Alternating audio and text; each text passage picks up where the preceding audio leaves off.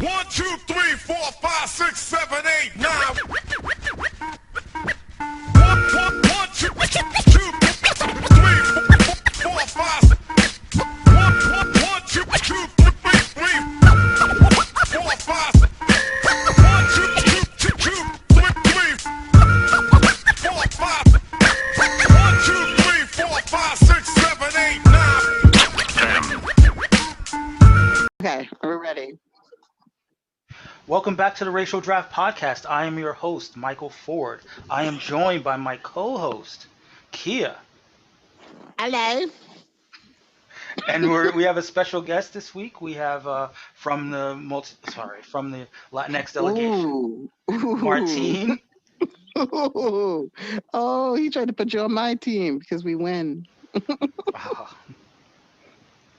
Hello, everybody. Martine, our friend. Yes. I just want to say that Martine is down with British girls, and if you're listening to this podcast right now and you're cute and British, he's all about that. God. Holla at him. What's your Twitter handle, Martine? I'm not saying that right now. Okay, don't worry, I'll look it up for you. Yeah. So we're going to jump right into it. God. Apologies in advance for the All right. show. This is going to be very unstructured, but we want to get right off the bat cover some of our racial draft business. This past week we had another week of head-to-head challenges. This week, head-to-head challenges were the multiracial delegation versus the Jewish delegation, the Native American delegation versus the white delegation, the Polynesian delegation versus the Latinx delegation, and the main event, the Asian delegation versus the black delegation. And right off the bat, let's get it started with the first showdown, the multiracial delegation against the Jewish delegation. Hi, Annie. I will be scoring live on the podcast because that has been one of the things that has been slowing up our recording. This week, the multiracial lineup were Wonder Woman, Catwoman, Harley Quinn, Captain Marvel, and Black Widow. Wonder Woman came through with 14 total points. That's not too shabby, eh? Catwoman came through with 13 total points. Damn, Daniel, damn. Harley Quinn, no points this week. Okay, try again. I didn't get what you said. No points for Harley Quinn this week. It was the first week of no Harley Quinn points ever, I think. What? Mother Walker. I sound like I'm down. Captain Marvel, 1 point. Boo. And Black Widow, no points. That hurts me. I know it was very disappointing showing.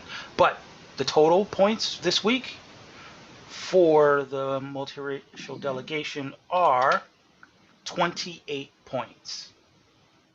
All right. Let's see what let's see what the Jewish delegation had in store for you. Their lineup was Apocalypse, Supergirl, She-Hulk, Moon Knight, and Stargirl. Sorry, it's not Stargirl, Starfire. Yeah. Apocalypse. Sorry about that, guys. Apocalypse gave that team. Please feel free to speak amongst yourselves while I do these scores. I don't think you really want that. Are you sure? Are you sure? Because we got a lot to talk about. Martin, what do you want to talk about? It's Martine. Martine, I got an accent, so I can't really say it right. You're jumping from like bad Cockney to bad Australian. Like oh so my God. You're also naughty. You're so naughty. So Apocalypse scored 6 total points. She-Hulk scored 0 points. Supergirl also scored 0 points. Moon Knight also scored 0 points. And Starfire came through with a total of, wait for it. Oops. Say it already. That was a good one, right? Not really. No. No. No. I'll be back. Starfire came through with 5 points. So the Jewish delegation came through with a grand total of 11 points. Therefore, Go, Annie. the winner of the first showdown, 20 by a score of 28-11. Take a bow, multiracial delegation. Wait, hold on. Take a bow. The night is over. This Yeah, masquerade I is. definitely walked into that, and I apologize. So the Oh my next God, I think I'm ready for the voice. For real. So the next showdown is the native delegation against the white delegation. Oh, I don't know who to. I don't know who to. I don't know who to cheer for. I don't know. So the lineup for the Native American delegation are Hulk, Poison Ivy, Ghost Rider, Bane, and Adam Warlock. Conspicuous No by, Spider-Man again. Are you effing kidding me? I mean, the native. I don't know what their issue is with Spider-Man. I don't know why they don't like Spider-Man, but yet another Do you week. think that like they lost Spider-Man or something? Are they punishing Spider-Man for not helping? I don't know. No, Spider-Man helped them. That's the I only don't reason know. why they like didn't come in last. I don't know. I don't know what it is. Well, this makes the scoring very easy for them this week. Because 0, right? 0 for everybody. No, the Hulk. The Hulk came through with 5 total points. Okay. There you go. Now comes that's it. I'm sorry. 5 points for the Hulk, 0 points for Poison Ivy, 0 points for Ghost Rider, 0 points for Bane, and 0 points for Adam Warlock. However, the white delegation. I wonder what the total is. So the white delegation's lineup was Flash, Superboy, Damian Wayne, Barbara Gordon, and Reed Richards. Where is Sean? Does anyone want to guess how many of their I mean, I haven't done the scores yet, so it's going to be fun. Over under, there's 5 people, right? So how many of their players are going to outscore the Native American delegation by themselves? By themselves. I don't want to make an inappropriate joke. I'm just trying to see how long they've been colonizing. Like, I think that they'll probably score at least 20 points. No, that's not what I'm asking. I'm saying of the 5 characters, how many of the 5 characters will outscore the Hulk? It was Barry Allen, 3. Superboy, Damian Wayne, Barbara, and Reed Richards. 3. So Kia says 3. Martine, how many do you say? More than 5 points? I think it's going to be... Is it all of them? We shall find out, but is that going to be your final answer? Yeah, sure. Because, like, he's got 2 members of the Bat family in there. Superboy's in there. Barry Allen's in there. He's got his own series. And then, Mr. Here, Fantastic. are you in a wind tunnel right now? Nope, I'm not even moving. Okay. It went away. Sort of. All right. Well, might be Martine breathing.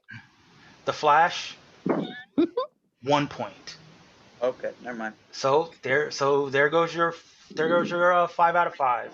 Oh my God, I could win though. Next up, Superboy. Don't do anything, Superboy. Don't do nothing. Superboy came through with a total of 8 points. Okay. So that's one character that outscored the Hulk by himself. Next up, Damian Wayne. 0. Damian Wayne, 0 points. I mean, oh, cool. I mean, cool. This is, cool. Barbara Gordon's next. Okay. She probably was like 3 points or something. Barbara Gordon, the grand total of 7 points. Woo! Martine. Mhm. Martine, you're gonna have to send me $1 through Cash App, Martine. I'm and sorry, I'm poor right now. and the final character is Mr. Fantastic, aka Reed Richards. Mhm. He scored a grand total of, wait for it, wait for it, As he does it right now. 10 points. So I won. Yeah, Uh, you won. you successfully predicted that 3 of the characters would outscore. And I just want to take this moment to remind everybody. I also predicted that I was the front runner. I also predicted that I was going to win. And I just want to say that my psychic powers are real, and I will be creating a 1-800 number very soon. Thank you. If they had, Miss Kia. if they had actually selected Spider-Man, he would have given them 13 additional points. They have not selected Spider-Man once. It's like they forgot he was on their team. Wasn't he their first pick too? Yeah. Yeah. Yeah. I don't know. I don't know what it is that Joaquin has against Spider-Man. But it looks like we may be joined by a member of the Native American delegation to explain, but not Joaquin. Oh. So we're joined by an illustrious member of the Native American delegation, May.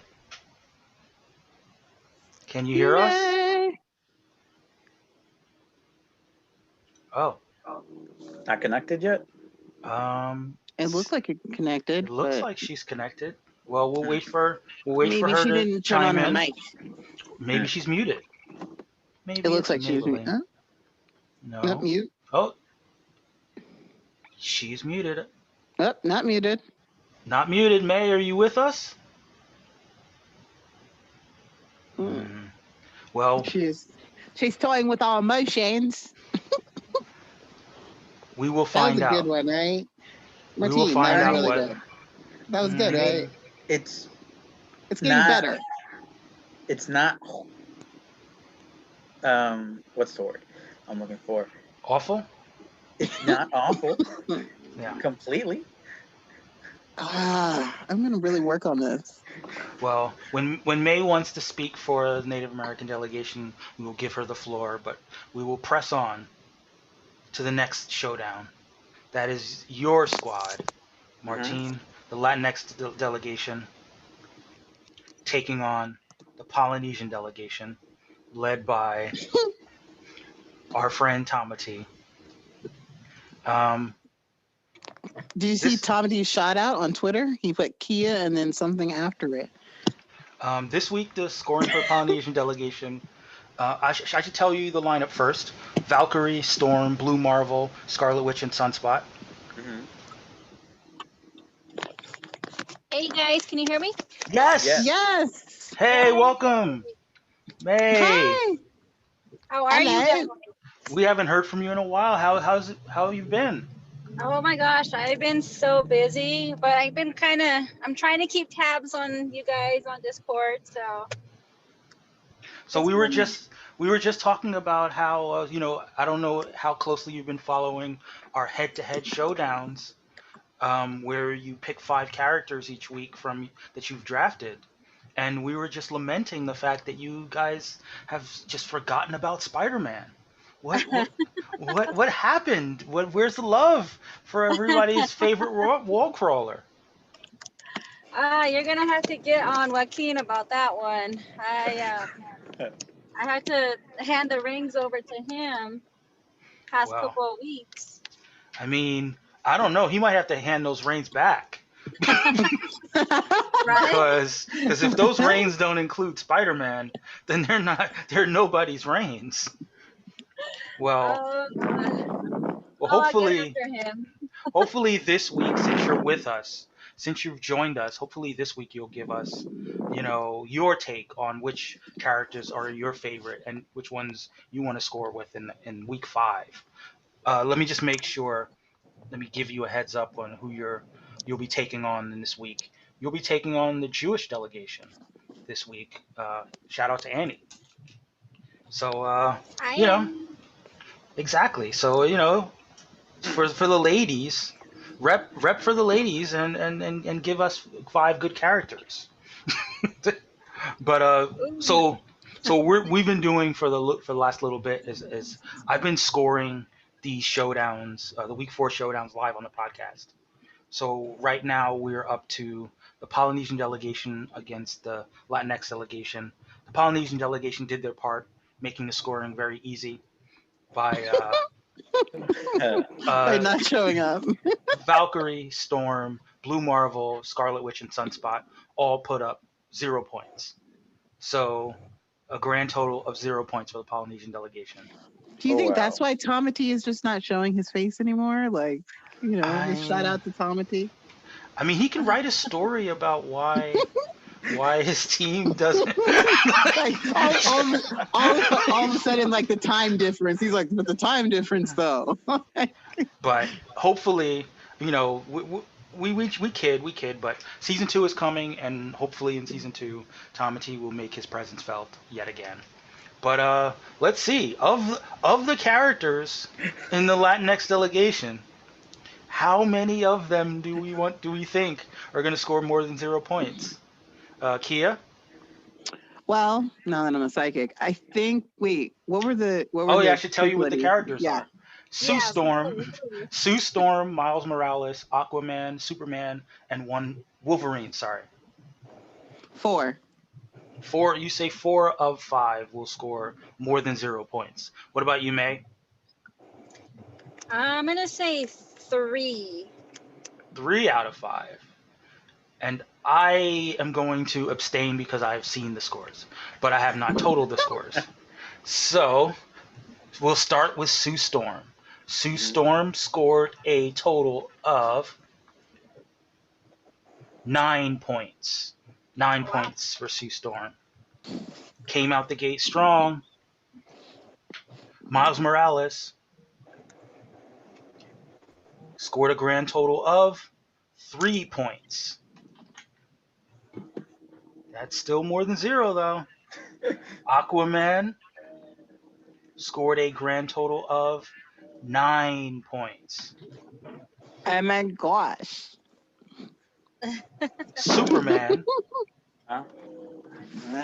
Superman this week, Superman only put up 1 point.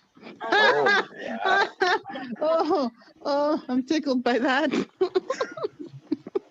That was a shocker. That was definitely a shocker. That's what he said. And Wolverine, our friend Logan, Mhm. I don't know, controversial. Wolverine, Mhm. 0 points. Did I do it again? Am I 2 for 2?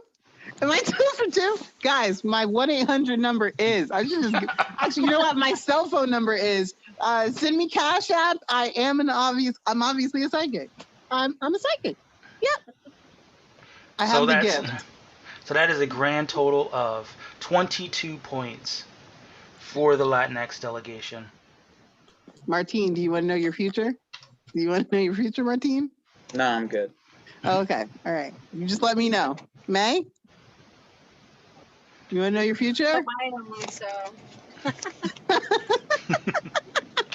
That is 22 points for the winner, 22-0. Now it's time for our main event. It's just arbitrary because it's the last one. The Asian delegation versus the Black delegation. The lineups for the Asian delegation versus the Black delegation are Domino, Joker, Doom, Reverse Flash, and Red Hood for the Black delegation, and Batman, Iron Man, Nightwing, Lex Luthor, and Professor X for the Black delegation. Let's start with the Black delegation, shall we? All right. Domino, 0 points.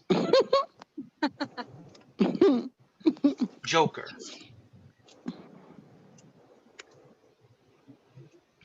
2 0 points. Really? Wow. Wow. Doctor Doom, 0 points.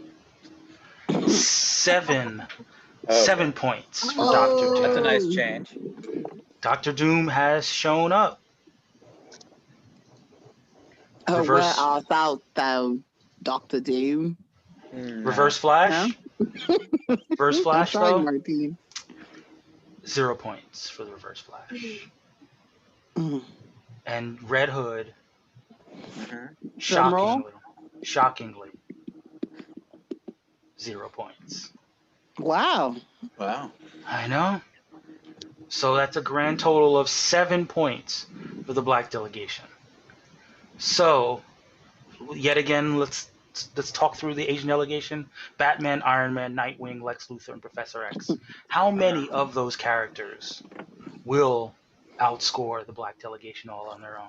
Wait, you said Wow. Batman. Batman's a something- given. Batman, Iron Man, Nightwing, Lex Luthor, and Professor X. I'm gonna say Uh, 3. I'd say 4. That's a good one. All right. I first heard 4 in my mind, but I went with 3. I don't know why. Could be my psychic powers. I don't know. What about you, Martine? Okay. Assuming I can't just pick a number that was already chosen, I'm gonna say 2. No, you can pick whatever. You can pick Yeah, whatever you can want. pick whatever. Okay. I mean, if you want to 3 come with probably. me. See, Martine believes in me. Cash out, All right. Martine. Cash out. So we'll start off with Batman, who Obviously. put up 32 points. That's so disrespectful. So disrespectful. 32 points for the Bat. I swear, next season, I don't care what I get, I will steal Batman. Like, if I get first pick again, Batman is on my list. I don't care about anybody else. Batman. The next character, Iron Man. How many points did Iron Man give you? 24 points for Iron That's- Man. That's disgusting. 2 billionaires. This is a great time for billionaires, apparently. That's what Jay-Z said. Nightwing. Wait for it. Wait for it. I like how he's trying to get us to be like all hype, but really he's just taking his time. Typing in 0. 20 points for Nightwing. Oh, I was wrong. I was so wrong. Yeah, no, Nightwing definitely was going to be one of the only other ones, I think. Okay, and the rest of I them know. 0. Rest of them Lex 0. Luthor, Yeah. 10 points. Oh, Shut okay. up. And the Main's last right. character is Professor X, who has, wait for it,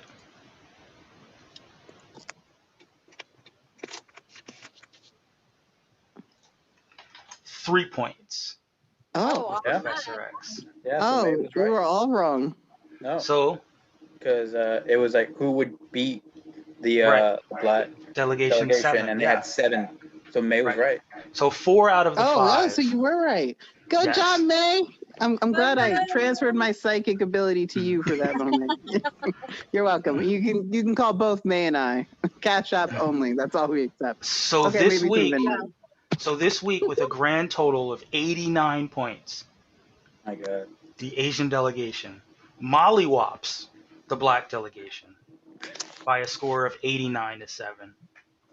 The Black delegation would have outscored a couple of teams combined. Yeah. But But it doesn't count now. I just want to point that out. right, doesn't change the fact that the season champion is still the multiracial delegation, but it does bear asking, where was all this scoring during the regular season? Right. But Thankfully, not present or accounted for. But yeah, what I didn't do is I didn't go through some of the scores that could have been could have been utilized by some of the characters who didn't. I did that for Spider-Man. Spider-Man left 13 points left on the bench of the Native American delegation. Daredevil for the Polynesian delegation. Mhm. Oh yeah, 8 points. Just I sitting. forgot they had Daredevil.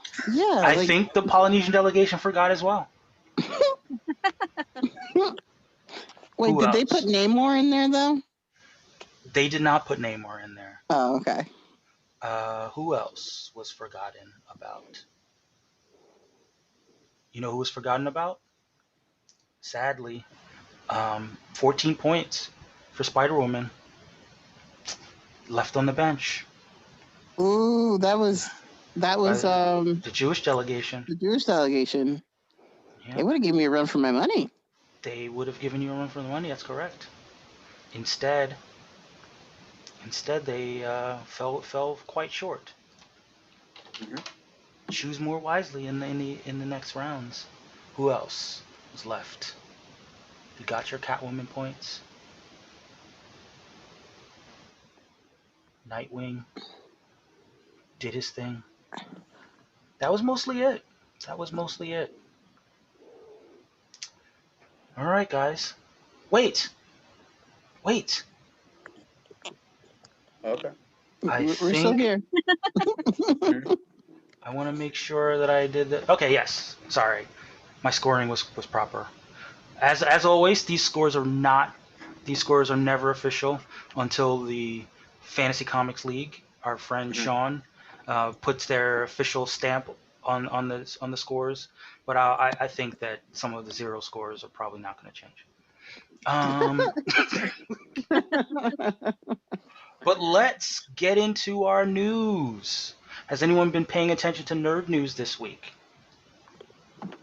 Somewhat. I'm on vacation, so I'm not going to be paying attention to nothing. So I'm That's sorry. okay. That's fine. I mean, that's what I'm here for. I may as well jump into some, I guess, for the listeners, not quite breaking news, but breaking news from where we sit.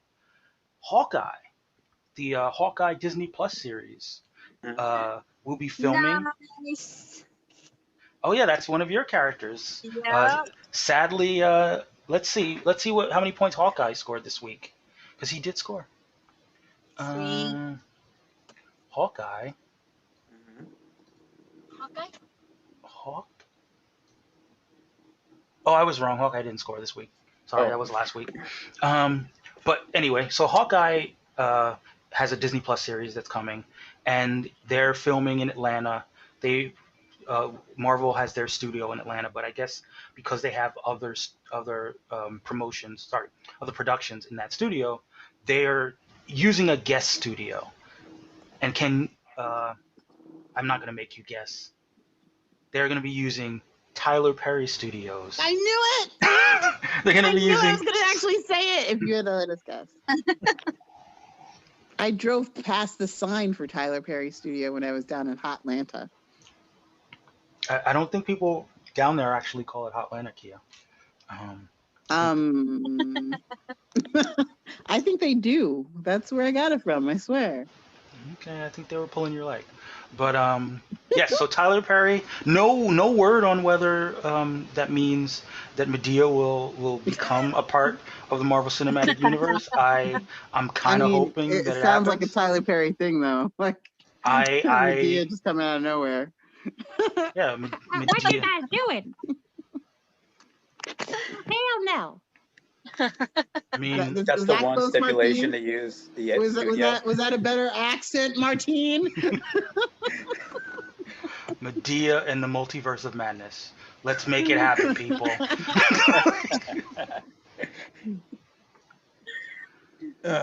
So that's a story. There's not much else to the story except for that, but I'm hoping, fingers crossed, Disney Plus meets the Tyler Perry cinematic universe. Yay. Hawkeye, is that a chicken? But well, guys, I hate to cut it short. I'm actually driving home right now. All right. Aw. Thank you for checking in Thanks on for us, tuning May. in. And make sure that this week you get Spider-Man up in there. Make Yeah. sure. I know Joaquin's been busy with his community, and Right. I've been so busy as well. My organization that I started Hmm. blowing up like crazy. We Well, just we'd got love to done. have you on to talk about the things that your organization are working on. Anything that we can do to extend our platform to yours. Just hit me up. We'll make it happen. I sure will. We just actually got done filming a documentary Oh about it, wow. That's awesome. and Yeah. So we can, if our community can extend our reach to give your community more of a platform, just let us know, share it with us, share it in our Discord or in our chat threads, and we'll make sure that more people get to see it. awesome. For sure. Yeah. Well, it was good talking to you guys.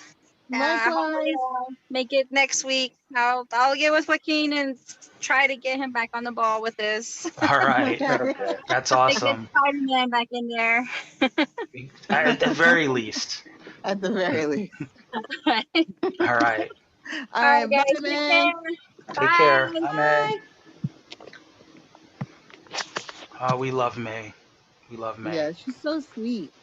Hmm? She should be like the actual captain, you know? Well, remember, we're not doing the captain thing in season 2. We're What? Yeah, we talked about this last week. Yeah. Oh, Yeah. I'm sorry, I blacked out because I was too busy winning. Um, so like, is it just to the people? Like, No, I mean I mean, there'll still be representatives and spokespersons for the delegation. It just won't be titled captain. okay, well, I'm just gonna say for anybody who wants to speak to the multiracial delegation, that I will have to see your 23andMe in order to know and verify that you are multiracial. I mean, is there some sort of Sponsor paperback? us, Is there sort of 23andMe. paperback component to this? Hey, I just threw it out there. 23andMe sponsor, racial draft. What's up? Oh well, all right. Let's move on to another. Let's move on to another story. Trying to help Which you out. God. this is only a partial superhero story. It's super powered cars. Are you a fan of the Fast and the Furious franchise? Yes, can we get a Vin Diesel on her? Like, if you are, you understand that those guys are all about superpowers in their vehicles, and All about he is power everywhere. Woo-wee. so we now know the end date or the end movie in this illustrious franchise. Fast 9 was supposed to come out this year before COVID cock blocked it, and it's still due to come out next spring. But there will be 2 more movies in the Fast and Furious franchise, which means we all assume that Fast X, aka Fast 10, would be the final movie, but in fact, it's Fast 11 will be Mm. will be the final movie, and Justin Lin, our favorite director for the franchise, will be directing the final 2, which I think will put him at a total of 6 of the movies. Is Justin Lin like single? Like, I'm just saying. I'm gonna need to do some research on that to figure Yeah, out I'm whether just he's saying, single. like, sometimes people forget about producers. Producers are No, he's important directing. too. He's directing. Or He's not. directors, I mean. Yes, directors are really important too. Wink, Yeah. wink. So, and one of the things that Justin Lin is very good for. He's bringing back Han. We're getting justice for Han. Yes. So that's the other one of the bigger stories of the week. Getting Han, getting our 10th and 11th movies in the Fast and the Furious franchise. Now, I wish I could turn this into a question, but I kind of can't. What else? What else happened in the nerd news? I guess we can talk about the infamous Snyder cut. Apparently, everybody's coming back. Everybody that wants to come back is getting some of that sweet AT&T Warner Brothers money to be part of these reshoots. Who's Jared Leto, the Joker from the Suicide Squad movie? He's coming back. Deathstroke. Really? I don't know if I really liked him. I think a lot of people share your feeling on that Joker. But it doesn't matter. Doesn't matter because Scott Snyder said. I mean, Scott Snyder. Zack Snyder. Zack Snyder says it's my cut. I can do whatever the fuck I want. Well, I think I don't like him because he really didn't commit afterwards to the real Joker, like, thing, where they go a little crazy and. Oh, you mean he should have killed himself? Is that what you're I trying to did get not at? say that. Whoa, Mike, mean, whoa. it really seemed like- You guys, I'm sorry. Can we talk about that? Mike just said he should have killed him. Should he have killed himself? I said dick last time, and everybody goes, whoa, when I say dick. He literally just said something so motherfucking inappropriate, and nobody says nothing? Nothing? I just want to point that out. I just want to point that out, just in case you guys missed that. I was just asking. I was asking questions. I wasn't making blanket statements. I was just trying to figure out what you were alluding to when you were saying he wasn't. I was saying that to he the really Joker didn't role. commit to Joker. Like afterwards, they at least go and get therapy. Like I didn't hear about his therapy. I mean, one of the stories, sadly, about his performance and how he prepared the performances, he terrorized other people on the set of the Suicide Squad. Yeah, that And doesn't make him a good Joker. That just makes him a bully. true, it does make him an asshole. But it I seemed said like bully. I want to point that out again. Once again, I said bully. Mike said asshole, and there was no whoa. Just pointing that out. well, Jared Leto, or whatever you want to Leto. call yourself. I hope that you bring something different to this role, and that all power to all the people who continue to promote the Snyder Cut and want to see the unvarnished vision of Zack Snyder. You're getting your wish. Pretty much everybody that you might want will get to appear in this movie if you want it bad enough. Like I said before, Joe Manganiello will be returning as Deathstroke. He showed some promise. He filled out the suit, and I'm a fan of him. That's as an an actor. understatement. He filled that out all right. I mean, Yeah. not in the Magic Mike sense of the word, but he still filled it out though. I know. I remember, Mike. I remember us talking about it, and you couldn't let up about how he filled it out. Actually, allegedly.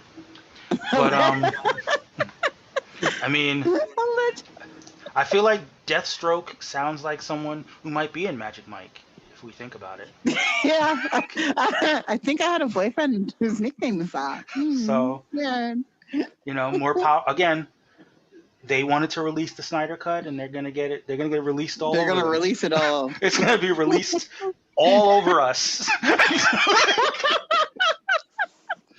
And Martine, you know that's funny. You know it is. So Uh, speaking of Snyder's release, there has also been some, I don't know if we can call it news as much as innuendo about the Black Adam movie. mhm. As you know, we have a stake in the Black Adam movie because of Black Hawkman and the space Wakanda, as we've been calling it, Thanagar. Mhm. And there's some rumors about a character named Dr. Fate.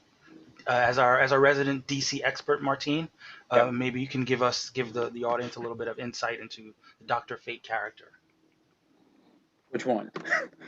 Uh, The main one, probably. I mean, you can talk about the character, the lineage of the Dr. Fate if you want. Well, I think the most likely scenario they're gonna go with is probably Kent Nelson. Kent Nelson. It's, Sounds like a very white man. He is a very white man. Yeah. Wow. Maybe he I'm has not red sure. hair though. He's still white.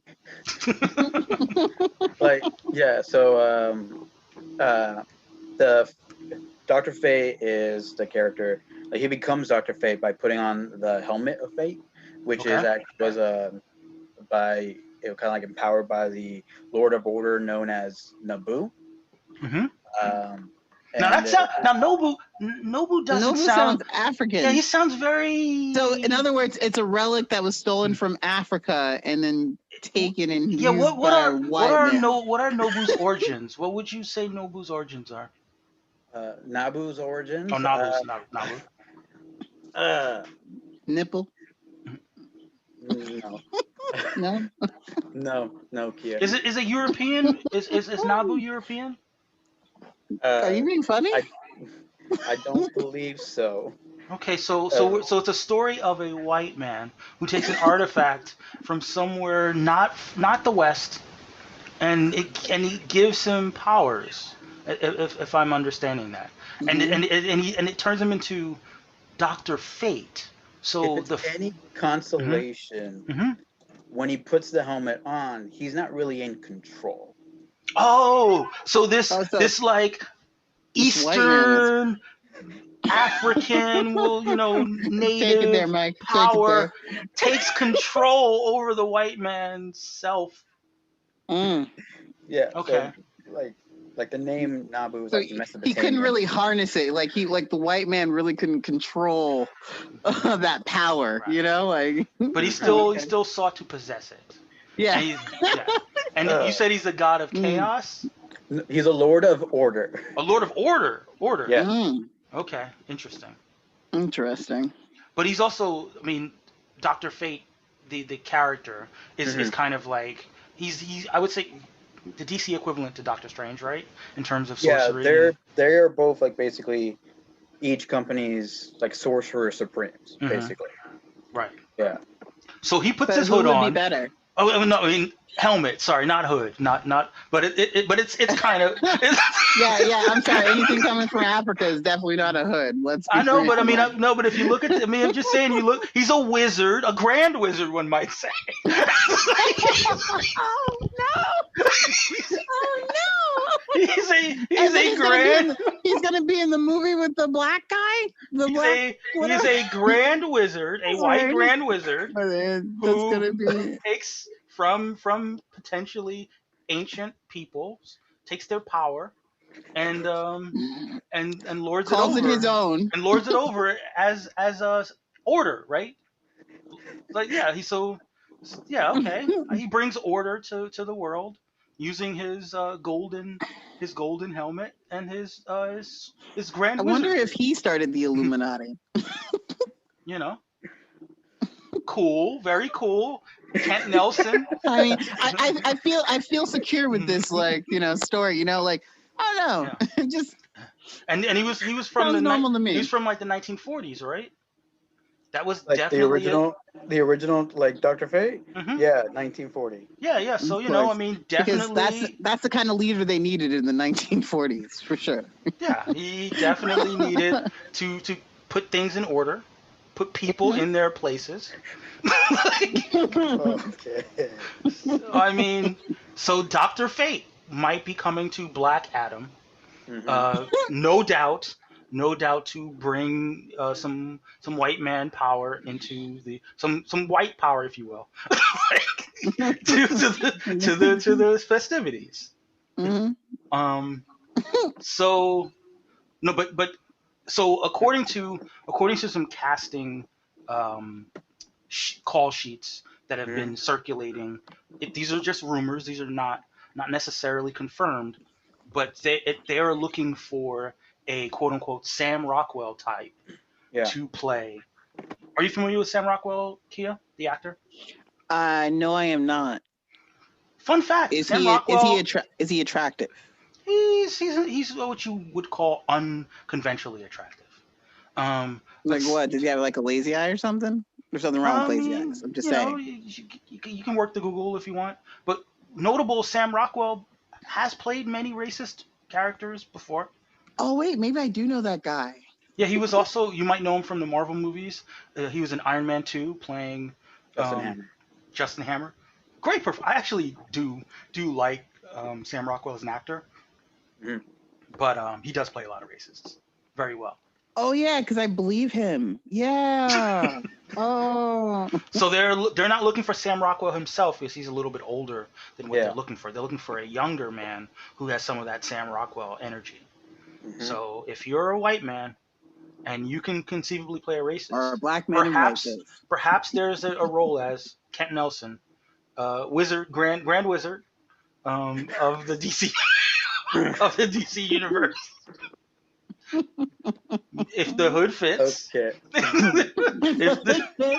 if the hood fits, then perhaps Mhm. you can bring your order to the black movie. Don't let Black Adam get away with all that power. I do think it's important to mention that there's a new Doctor Fate. I don't know a lot about the new Doctor Fate except that he's not a white man. Khalid Nusar, I think, is his name.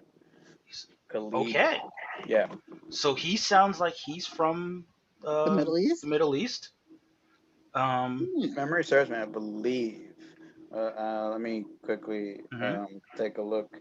Yes, Egyptian American. Egyptian American. Wow. Yeah. And what's his relationship to Naboo? They're getting closer to giving back the power.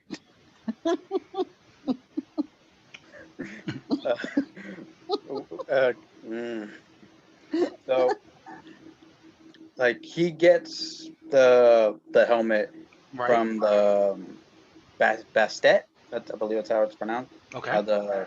He gets it from that, and then he is related, I guess, to Kent Nelson, because it's later revealed that I'm just because after I had to look his name. Later revealed that Khalid's mother is Kent Nelson's niece. Okay, so he's like multiracial then. Like he's Middle Eastern, but he's got a little white somewhere in there, like, you know, a little bit of Kent, in his life. We all do. We yeah. all do. But it's cool. So he's he's part of the line. He's part of the line. It's like a keeping in the family thing. Got it. You know, but he's not from West Virginia, or Westeros. But he is keeping it in the family.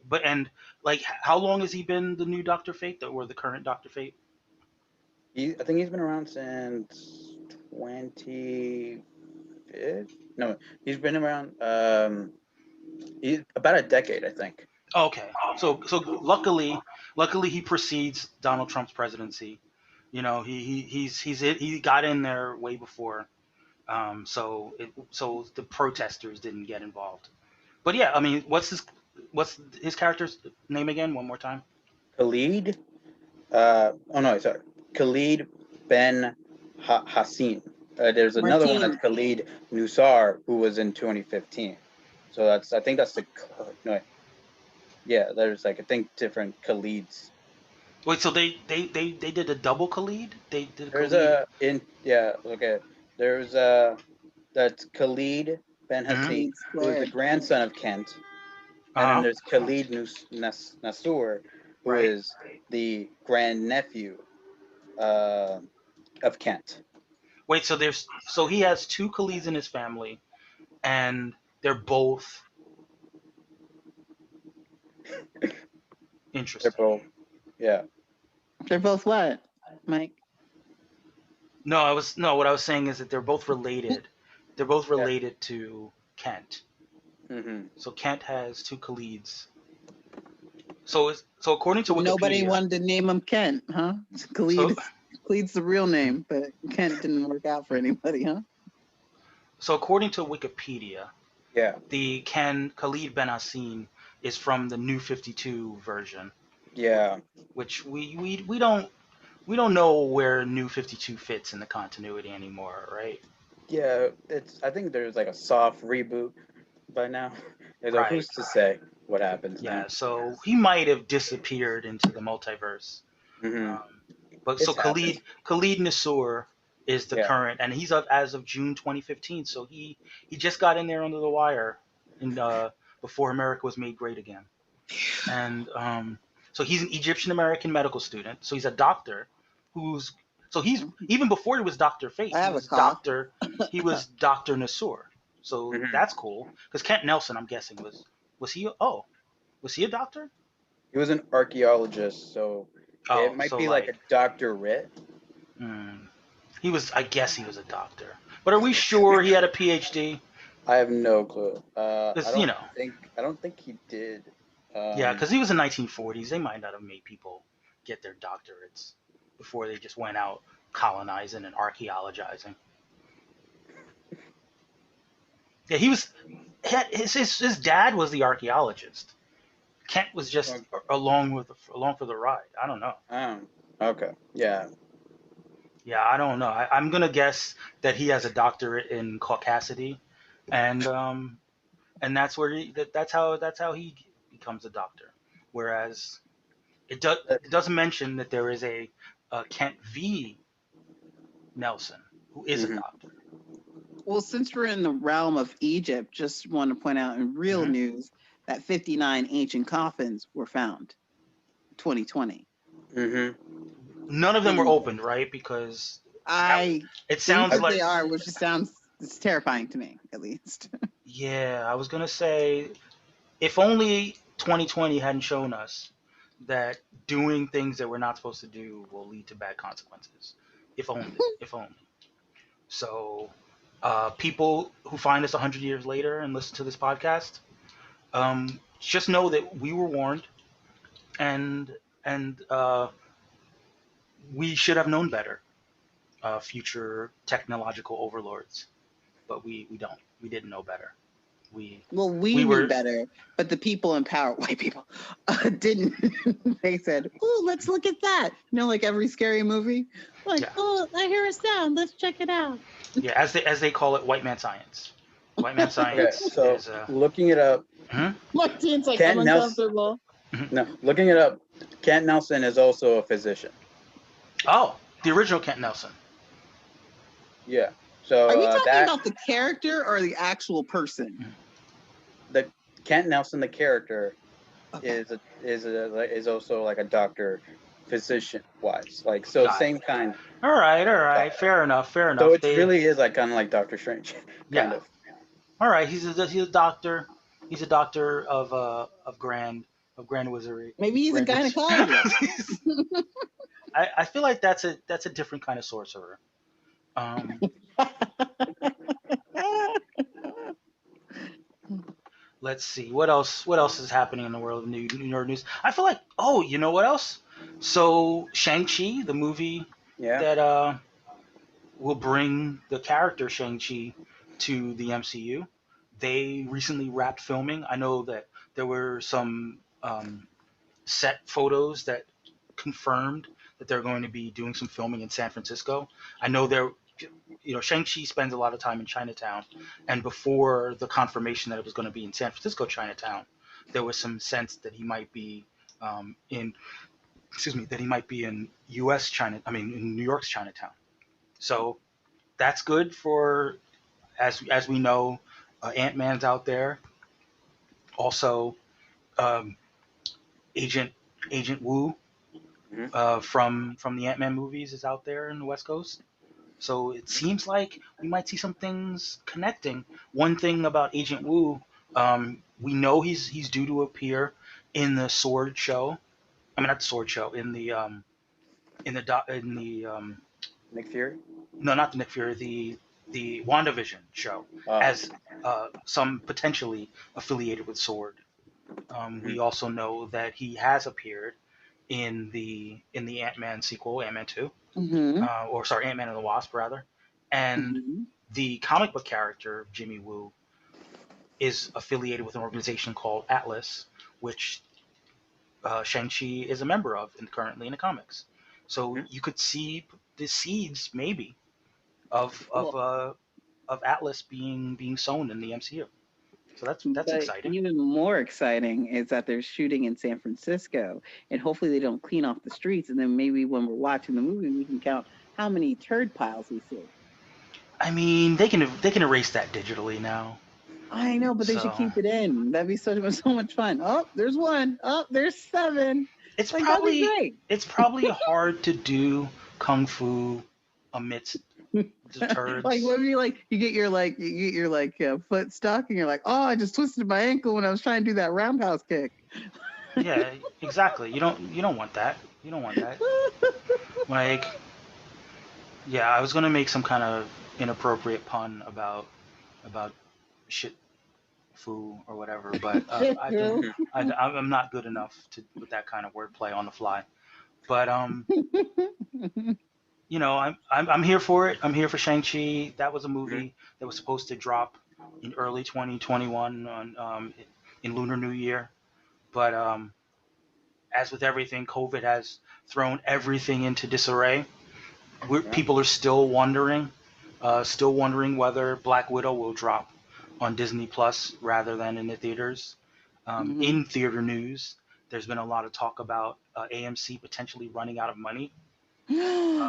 No, not when they just started serving alcoholic beverages. Well, No, now I don't even have to they've been smuggle serving it in alcohol anymore. for a while now. Yeah, but the dine-ins, that's what I'm saying. They Oh, the created the dine-ins, yeah. dine-ins where you finally can drink alcohol, and you're like, yeah, just give me 7 of these, and you're in the dark. Nobody judges you. They can't tell that you ordered 7 drinks. You're just getting loaded. I mean, that was life. Now what? I have to go back to smuggling it through my Hydro Flask? Well, that's transition to the other topic is that one of the only theater chains that seems to be doing well right now is the Alamo Drafthouse, and the Alamo Drafthouse is continuing to expand locations. They will, bring the booze right to your seat as the movies keep going, and we they had to do a temporary shutdown with some of the some locations that they were planning to launch in the midst of the pandemic, but most people are assuming that they can weather the storm better than some of the larger chains. I would like to know what's the difference between the Alamo Drafthouse and AMC. Well, they're two different companies, but yes, I know that. But Alamo is basically a drinking / eating establishment that allows you to watch movies. The other thing that Alamos are very good about is sort of building out a community of people who are cinephiles. So they have events, like social events, and they host older movies. And the ones that I've only been to a couple, but the ones that I've been to, the one I've been to in Brooklyn, they have a whole club on the facility that you can go to. Well, it's more of a bar with a stage, and a DJ. But you can go there on a Friday night, a couple hours before your movie starts, and have a good time before even seeing a movie. And I was just talking about this with some friends earlier. I think that one thing that could happen in the years to follow, as people get more and more used to streaming movies in their homes and less likely to go to the theaters just to see a movie, you might have to start to build out movie theaters as something other than just places to go to the movies. I think that people might be more willing to, especially once COVID ends, and people have to find safe places to socialize. I could see people going to movie theaters more for the social aspect than for the movie aspect. And, I could see them basically paying for a place to hang out with other like-minded movie people and get their drink on. And, especially on an opening night, if you could turn opening night or opening weekend into more of a fan-based party atmosphere rather than people who just want to see the movie, that might be the direction that the theaters will have to go if they want to make a profit, because they're not going to just make it on the movies themselves. What are your thoughts on that, Kia? I agree. Maybe even renting out the place to where you could have a movie night with just your friends and have parties there, etc. That might be smart. Well, yeah, AMC rolled that out I think a couple weeks ago, where for $100 you can rent out an auditorium. This would be beyond just renting out the auditorium though. This would be more Mm. like having a launch night event or a series of launch night events, and knowing, because now what happens when you go for opening night, you hope that people are getting swept up in the spirit. But if that was just a thing, like you knew that if you went to opening night of Black Widow, there would be like people there um, entertaining you. There'd be snacks, Black Widow themed snacks, and prizes and such. Yeah, I could see people turning opening night at a movie, like you see the movie but you're planning to spend like 4 or 5 hours there, and buying stuff and putting money into the theater that way, rather than just have the theater depend. The joke is they live off of their super expensive popcorns and gigantic tubs of soda, but they're gonna have to be a little bit more business savvy if they want people if they want to attract people to the theaters again. But yeah, I mean, hopefully, maybe I could get some friends together when the pandemic slows down a little bit, and we can rent out a theater and see one of these Marvel movies for fun and with booze. Martine, you're invited. Well, that's a long trip for Martine. Yeah, Wait, what? Wait, where are you again, Martine? California. Oh, it's worth the trip. Is it though? I mean, we're cool, but I feel like we're cooler to hang out with on the podcast than in Person. All right, talk for yourself. I am amazing.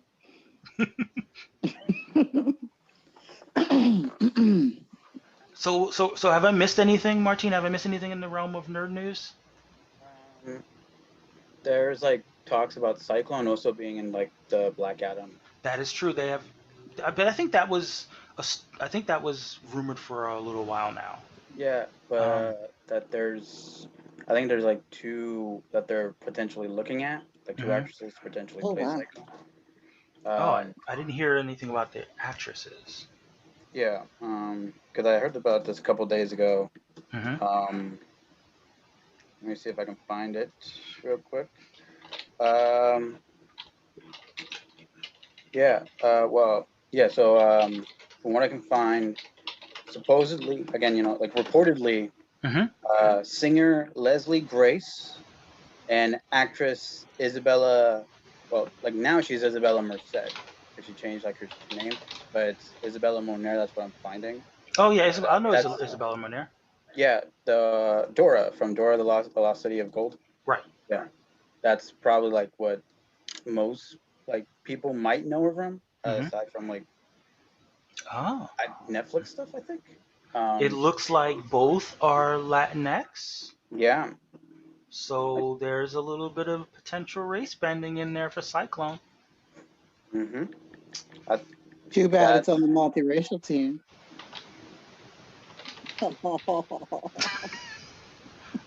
Wow.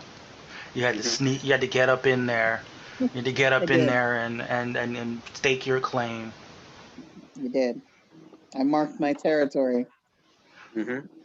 Well, if I may speak for the troglodytes among us who hate race bending, I see that Cyclone in the comics has red hair, Mm-hmm. and people hate those people hate when redheaded characters get race bent. Mm-hmm. I mean, It's happening I've seen again. I've seen Latinx people with red hair. It's true. Yeah, yeah. So We have every single hair color, whether natural or not. yeah, I mean, there's nothing that says that she can't be redhead and still be Latinx. So Mm-hmm. if people are getting their Comicsgate underoos in a bunch over the character being race bent, I say just make sure that that her hair is still red, and you should still be happy about it, because it shouldn't have anything to do With with how tan they are. you're right, it shouldn't. but something tells me it does. But at least they still have their white Grand Wizard. That's the important part, right? I mean, Oh. Sure, why not? This is a losing battle for me.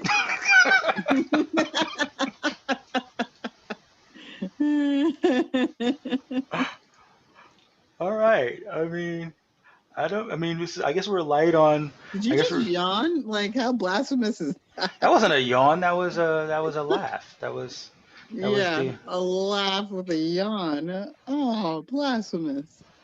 I didn't think so. Oh Was that no. right to you? Oh, I No, thought we were done with this. Yeah, we didn't need the accent back. I assure you. We could do without it. I But think you guys are just jealous of my accent. You're what? no, we're really not. There's really no jealousy there. I guess I shouldn't prank call people, huh? No? No. All right. Well, can you think of any other big stories in the realm of comics and nerd news? Might have been a light week. I think it was a light week. Not that I heard. I've heard about the Shang-Chi thing and Hmm. the Cyclone thing. I thought that was gonna, and then I heard about the Doctor Fate thing. I didn't hear about the Hawkeye thing. Yeah, I think it was a pretty slow week this week. Yeah, I mean, obviously the rumors continue to roll in about Spider-Man. Yeah, that. I saw a really frustrating article about someone who said that they should bring in the actor who voiced Miles Morales into the Spider-Verse Oh, to I think I know which. I play think I saw the same name. yeah, to play Miles Morales in live action despite him being 25 years old Hmm. and not Latinx at all. Yeah, not Afro. He's not Afro Latino at all. No, he's not. And No. also, I believe he's said some pro-Trump things as well. Like he's maybe not what you're looking for. Hmm. Maybe not. But Yeah. I mean, I went ahead and I read the piece. I gave them the click that they were looking for. I Mhm. understand what they were getting at. I Mhm. think that this is one of the pitfalls. We talked about this last week in this whole live action Spider-Verse issue. Mhm. For me, we have to be careful about this notion that something being animated and something happening in live action are Mhm. are the same thing, because they're not. Yeah. There's a lot of imagination involved in animating something, and while it's great and noteworthy when the person who's doing the voice of a character physically resembles the character that they're animating, Mhm. it's not something that we assume will always play in, because it's Yeah. a voice. It's a voice-driven medium, Yeah. and again, it is nice when they cast someone to do in the voice cast that could conceivably play the character physically, Mhm. but we wouldn't want to restrict voice roles to only people who could play those characters in live action. My understanding this is that the person who does the voice of Batman, for instance, Yeah. has done it for many years in the Batman animated series. Kevin Conroy. Kevin Conroy, yes, he would never actually be cast to physically play the role of Batman in his prime. I mean, I know he did the thing. I know he did the thing in the Crisis on Infinite Earths where he was Yeah. broken down, Older Batman. end of his days, older Batman. But Mhm. he wasn't in the mix for Robert Pattinson's role. He wasn't in the mix for Ben Affleck's role. These are big name actors who get into shape and can live up to the physical rigors of the role. And while again, some voice actors can do that, but Mhm. many voice actors can't. And we should give all the actors the ability to um, give especially voice actors the ability to play the roles that are being cast by them, and not look ahead and say, oh well, this person did this character's voice, so now this person has to play them in live action. Yeah, no. And specifically, one of the reasons that you go with animation, take something like The Incredibles. They were able to make a sequel to The Incredibles, more than 15 years later, Mhm. and keep the characters the same age, Yep. even though clearly time Yeah. has passed. I mean, I would hope that whenever we do a sequel to Into the Spider-Verse, it's not going to be in real time. Yeah. It's going to be excuse me. It's going to continue the story of the characters, just a little bit later, Mhm. even though it takes 3 or 4 years to put together an animated movie. So, I mean, it is a big difference between a live action movie and an animated movie. When you cast, for instance, Tom Holland, Mhm. I think he was 18 when he was cast, and he was playing a 15-year-old. Now he's 24. Yep. And while he can probably still pull off a high schooler, not Mhm. for much longer. Not for much longer. Yeah. Sounds like a porn career. I don't get it. Oh, I get it now. No, no. We're not gonna do this. We're not, just hit rewind if you want to get the joke. I won't repeat it. But like, actors age, and actors often age faster than their characters. Mhm. But it has to be within reason. And within reason, you try to cast as close to the characters' ages as you can. Mhm. But sometimes people age out of the role. With animation, that doesn't necessarily have to happen. Yeah. And we should be careful about trying to have these things match up perfectly. So that's my little sort of Spider-Man / Spider-Verse rant. Like, I am a big fan of the Spider-Verse movies. I would love it if they had already announced a sequel and when it was coming out and who was going to be in it and all those Mhm. things. I don't want them to say, "Oh no, we're going to continue the Spider-Verse story in the MCU with physical actors," because Mhm. it kind of takes away from what was so great about the Spider-Verse movie. Mhm. If the guy if they want to keep um, that actor whose name is escaping me right now wants to keep playing Miles Morales, like he Mhm. totally could, but he can do that as a voice actor. He doesn't have to do that in the suit. But any other Spider-Man news? Well, I mean, I guess this is tangential Spider-Man news.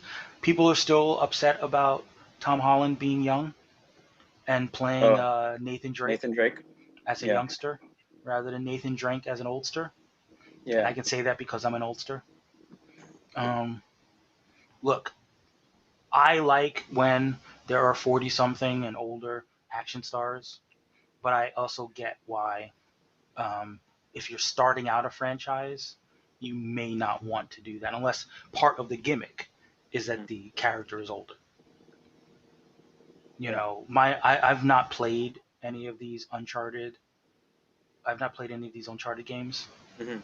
So while I get that the character in the games started out like in his 30s or whatever and gets to his 40s, if time Mhm. passes, I can understand why Sony, who might want 10 or 15 years of making these movies, might want to cast someone who's in his early 20s and have him go to 40 rather than cast someone in their 40s to play someone who is 40 Mhm.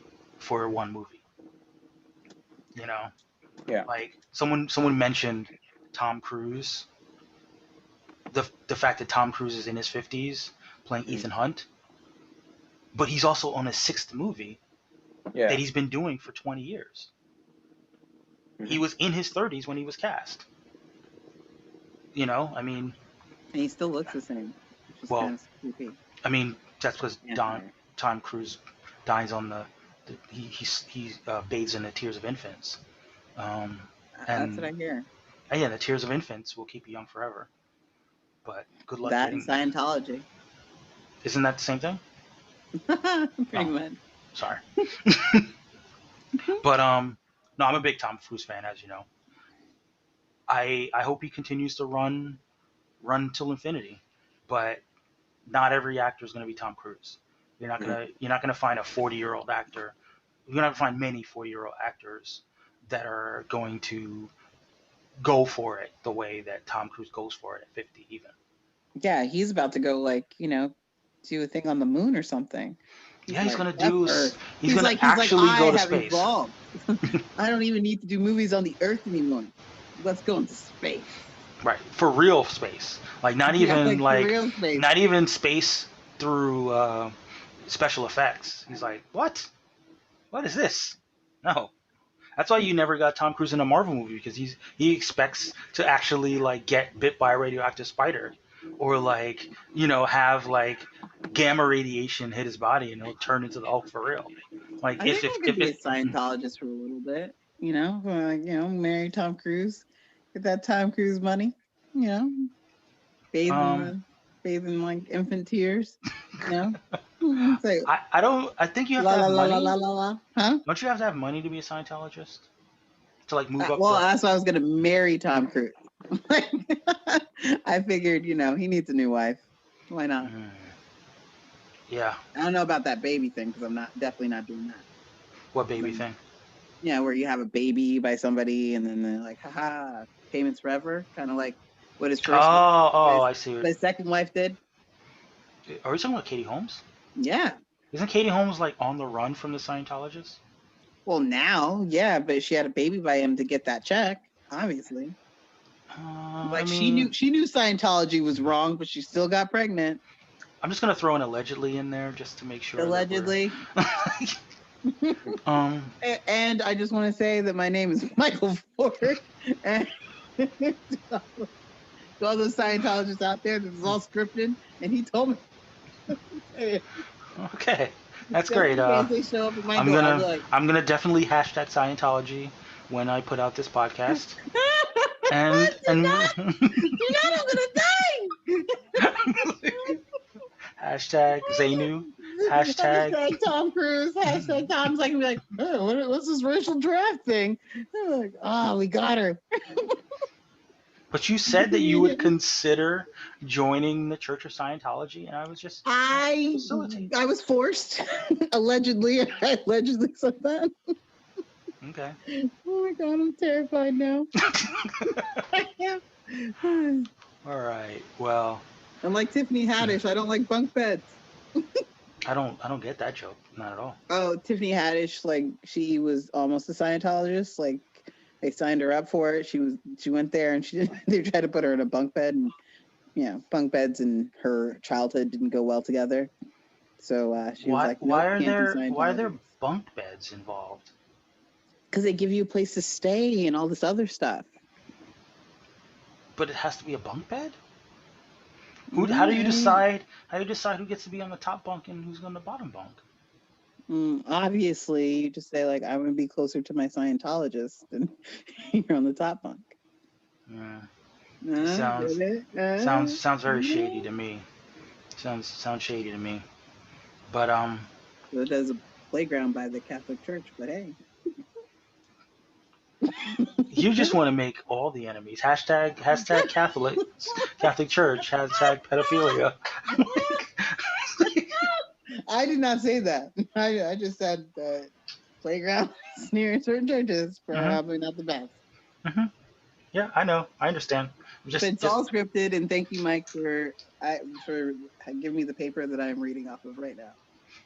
Of course. That's what I do. As you know, I am known for my for the scripting of this podcast. Yes. Because we don't just fly by the seat of our pants here on the racial draft. Everything is meticulously. Everything is meticulously. Yeah, meticulously scripted. I had to memorize all this like on Saturday. Gosh, can you give it to me on Friday next time? Thanks. All right, next time. All right, let's go back to talking about our respective teams. Kia, what about our teams? As we look ahead to season 2 of the racial draft, do you have characters that you feel like disappointed you this year that maybe won't be making the journey to? Yeah, Mr. Sinister. Yeah, definitely didn't like Mr. Sinister. I understand. I understand that. Um, let's see, who else? um, I mean, I don't know. Everybody did such a good job. I mean, who else? I mean, I don't know. What do you think, Martine? Well, I was going to ask Martine about characters that that he might feel like might not make the journey to season 2 for the Latinx delegation. Well, Won't pretty much necessarily. all the ones that he didn't pick. No, I think no. I The first remember two he that said came to that my before. mind. No, the first two names that came to my mind of, yeah, I probably wouldn't go to bat for them. Mhm. Def and Kyle Rayner. Kyle Rayner. That Like hurts, dude. he's my favorite character, but he's not gonna amount to any points, or Yeah, but he's not gonna amount to a lot of points. Well, who chose Death? Well, one thing that you have to Me. remember, but remember, Martine, one thing that's Amazing. changing, one thing that is changing between season 1 and season 2 is Uh-huh. that in season 2 we're going to be setting lineups now. Oh yeah, So I forgot about that. so even though you're making 12 picks, hmm you don't have to worry about all 12 of your characters scoring points for you. So you Mhm. do have room for a couple of vanity picks, a couple Mhm. of picks. You know, I know some teams just went all in on vanity picks, Yeah. but you don't have to go all in on. You don't have to do. Doesn't have to be all of one or all of another. You could hmm have a few characters that are close to your heart hmm and may not be there for the points. Yeah. So just consider it. I know. And the thing about Kyle Rayner is that when you racially drafted him, you Yeah. didn't just you drafted him away from the multiracial team. You know, got Mhm. that white right out of him. And, Mhm. and put him firmly into the realm of the Latinx team. Mhm. You know, And then he did nothing. I like mean, he did something, but very little. yeah, Yeah. because there's a possibility that we haven't had a chance to talk about this, but we'll talk about it now. We'll get a little controversial. Okay. Wait, we haven't been controversial this whole time? Fair point. Kyle Rayner doesn't Uh-huh. sound like he's Mexican. The name No. sounds like a white dude. Yeah, and that's what everyone thinks he is. So, I mean, some people think he's Asian, but most I don't people know. think he's The white. Rainer, like Rayner's an Irish name. Rain- Yeah. I was about to be like, I was gonna be an inappropriate joke. Yeah. I was like, Like they don't Rainer. even they don't even give him like a middle name that No, signals. I've always said his middle name should be Gabriel, Gabriel. Mm-hmm. Because that's his dad's actual name. Mm-hmm. You could play it off as like, oh, he's named after like the archangel, but like, really, it's like, no, we gotta like, his dad was under an alias when he had him. Like, Mhm. we'll at least kind of name him after him somewhat. That's kind of like where I went with my version of Kyle. Mhm. Like, he's still kind of named after his dad.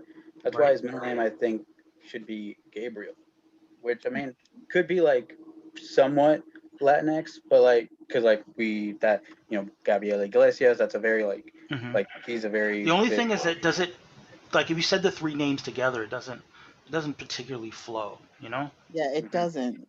But I mean, Sometimes middle names don't flow. I know, that's but true. then we're not going to hear. Then we're not going to hear the name together. Mm-hmm. You know. Yeah. I'm thinking. Like what I'm not going to do is propose a name for him off the top of my head. But what I'm thinking I is will. that go for it. I have a couple. Oh no. Sure, go for it. Come on, let me Well, have I it. mean, Jesus would be good. You mean Jesus? Jesus. It's the same thing, guys. Like, I don't understand why everybody gets all their panties in a bunch. Jesus and Jesus, same thing. I mean, it's just a different pronunciation. Tomato, Get it? tomato, blah, blah, blah. Yeah. So would you just change his name to Jesus Rayner, or would you? Yeah. I mean, you would definitely know he's Latinx after that. You definitely would. You're right. You're welcome. Okay. What's number Everything 2? fixed. What's number 2? What's your second? Martine. Hmm? Martine. No, but you see, people would just think it's Martin, you know? Yeah, that's what happened here. Well, that's why you have to put like an E. You have No, to you put like mean an an E on it or accent? You mean something. an Yeah, accent? an Or to have accent a on little the I. accent on it, like Martine, or maybe even spell it with like Marteen for like the Caucasians. No, Martine. no. I mean, another direction would be to sort of like give him a I've also nickname. suggested hyphenating his name. Hyphenating his name. Mhm. And Rainer, adding a and then Rodriguez. Rainer is like, and then you give him his dad's actual last name of Vasquez. Rainer Oh, Vasquez. Yeah. Martine, I have to ask, how has Kyle Rayner changed your life? How has he changed my life? Yeah. Like, what impact has he made on your life? Growing up, who you are now as a person? Go ahead. I mean, like, that's so. I don't know if I don't know if I can actually say he's like, he's one of my favorite characters, but I don't know if I say he's had any impact on my life. I mean, it's definitely nice seeing like a superhero is kind of like a nerd too, which is definitely cool. I think it's just impacted some of the conversations I've had with people. Mhm. Yeah, because How so? well, there's obviously quite a few people that are very pro Hal, anti Kyle. Anti Kyle. I didn't know there were a lot of anti Kyle. Yeah, like What's the origin of the anti Kyle sentiment? so right when like Kyle was coming out, Ron Mars and like Daryl Banks have talked about this. There was a group of fans that eventually called themselves Hal's Emerald Attack Team, aka Heat, and their main thing was like get rid of Kyle, put Hal back in the forefront. You've ruined him. Get rid of this other guy. And some people are still like they still don't like Kyle because of what his existence pretty much has meant for Hal. Because But, like but as long as what Kyle's about all there, the other lanterns? that's the thing. Like that's like they're like they specifically aim it towards Kyle because Kyle Because of his becoming because of his background. they specifically get it to because of his origin and that the only way he becomes a Green Lantern is because Hal, Destroy the becomes Green Lantern. paralyzed. Yeah. So like that aspect is always going to be there if Kyle was there. It's nothing else. It's not racial, is it? No, because this whole thing started when he was still just purely Irish. Interesting. Oh. Wait, so I didn't realize that his Latinx background was a Came retcon. later. Yeah, it came later. It came in 2002 by way of Judd Winnick. Oh. Oh, so he Yeah, like under Judd Winnick. So he was racially drafted before we had a racial draft. Yeah, kind of. Yeah, it was just. It's basically the whole thing of like we never really saw his dad, so it was just like dead. he could be whatever, you know. Interesting. And so He could when be he whatever, finally, but his dad was Latinx, so really he couldn't be whatever. But they just kind of omitted that fact. Well, before They before colonized it was. him. yeah, like it was still like everything we knew about him was like like about his name, Aaron Rayner, like how he's still like Irish and he's met his Kyle's mom in Ireland, but like the whole other thing of like, oh, he was like undercover and he's actually Mexican American and all that other stuff that came later on by way of Judd. Like they could have done anything else. Like he couldn't have been Black, right? I don't think he could have been black. I mean, otherwise he'd be a very, very, very, very, very, very, very light skin. Wait, And are it'd be you like- trying to say that black people can't be light skinned? No, I think to create someone that looks the way that Kyle's dad looks probably would be difficult. He'd have to be super white passing. Yeah, exactly. He'd have to be very, very super white. Because like if you've seen images of Kyle, he's very light. He's very white. Sometimes he's got a tan. He's opaque. Hmm? He's opaque. He's not see-through or anything like that, but like, but he is a very white-looking guy. Yeah. You know. But there are white-looking Latinx people. You know. Oh, definitely. Yeah. Mm-hmm. Yeah. So that's why it's not crazy. I think that I, so without getting into the place that the Kia took it, Hmm. I think that it would take something as easy as him sort of having like a nickname, like just like a Spanish nickname Hmm. that people in his family call him, Yeah. like that kind of catches on. Especially like if he starts hanging out with more Latinx people, like more Mexican people, Oh, give kind us of some gets. nicknames, Oh, Martine. That would be like suitable. Spanish nicknames that could Yeah. probably go for Kyle, Güero. like terms of endearment. Chiquito, like some like terms of endearment in Spanish. Terms of endearment. Um, oh man. I know we're Well, putting you on the spot. well, because like who would the only person I think maybe would have to give it to him in like that whole Green Lantern space would have to be Jessica, but they haven't really interacted a lot. So I'm trying to think of what she could probably give to Kyle. Oh no, but Like what? I wasn't thinking that Oh, he would like get it in he the Green says Lantern himself. space.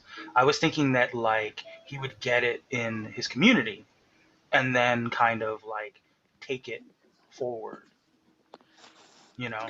His community from like North Hollywood or New York, or like that's where he's from, or like specifically from like the Mexican Americans that grew up around him. No, well, I mean, depending on how you wanted to spin it. If you're doing it as a retcon, maybe you could do it as like people when he was younger that they just Mm-hmm. bring it back, or you could basically have him just kind of like go on a journey and like reconnect with his family roots now Mm-hmm. that he knows like who his father is, and Mm-hmm. spend some time in Mexico or spend some time where his father's from and meet like cousins and excuse me, and like other family members that would kind Yeah, of embrace him and give him a I've nickname. I've always said he should do that, especially because we know he knows his dad and he's met his grandma, Hmm. and he's either her only grandson kid or the only one she likes.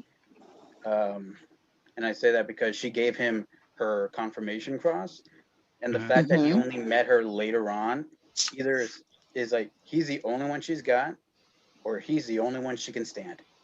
Interesting. Yeah, But so that's, I like mean, she, that's not good because, I you know, would, like, it would be better if there was a whole extended family no, I that he know, could embrace. yeah, but I don't. The only thing I can come up with because of how light he is would be Huerito or Huero, What does which is that like mean? I like like that. like lighter skin, like white kind of pretty basically. Wasn't Interesting. that Like Blanco? that's blanco, that is white, but like Huero is like just very like light, Hmm. like very light skin. Yeah. That's basically what it means, more or less. It's not blanco and it's not gringo, because that's just American. People Hmm. think it's white, but it's just like Right. general like American. Hmm. Well, Mm-hmm. let's pull Shep. We were joined by last week's returning guest, Hey, Shep. what up? Hey, Shep. What? Just to bring you up to speed, we're talking about Kyle Rayner and his tenuous, we'll say, sometimes connections to Latinx community and how things could that might Be be able better. to be done in order to firm up his being perceived Mm-hmm. as Mexican American. Oh, Um, definitely. and one of the things that I had sort of suggested was him spending time with Mexican American people and them Mm-hmm. giving him a nickname that sort of sticks, Spanish nickname. And They if they didn't think Jesus would suffice. It's a little too on the nose of also the Green Lantern can do anything in the ring, right? yeah, And he was um, also Space Jesus too, so that's Exactly. that. That's what I've said.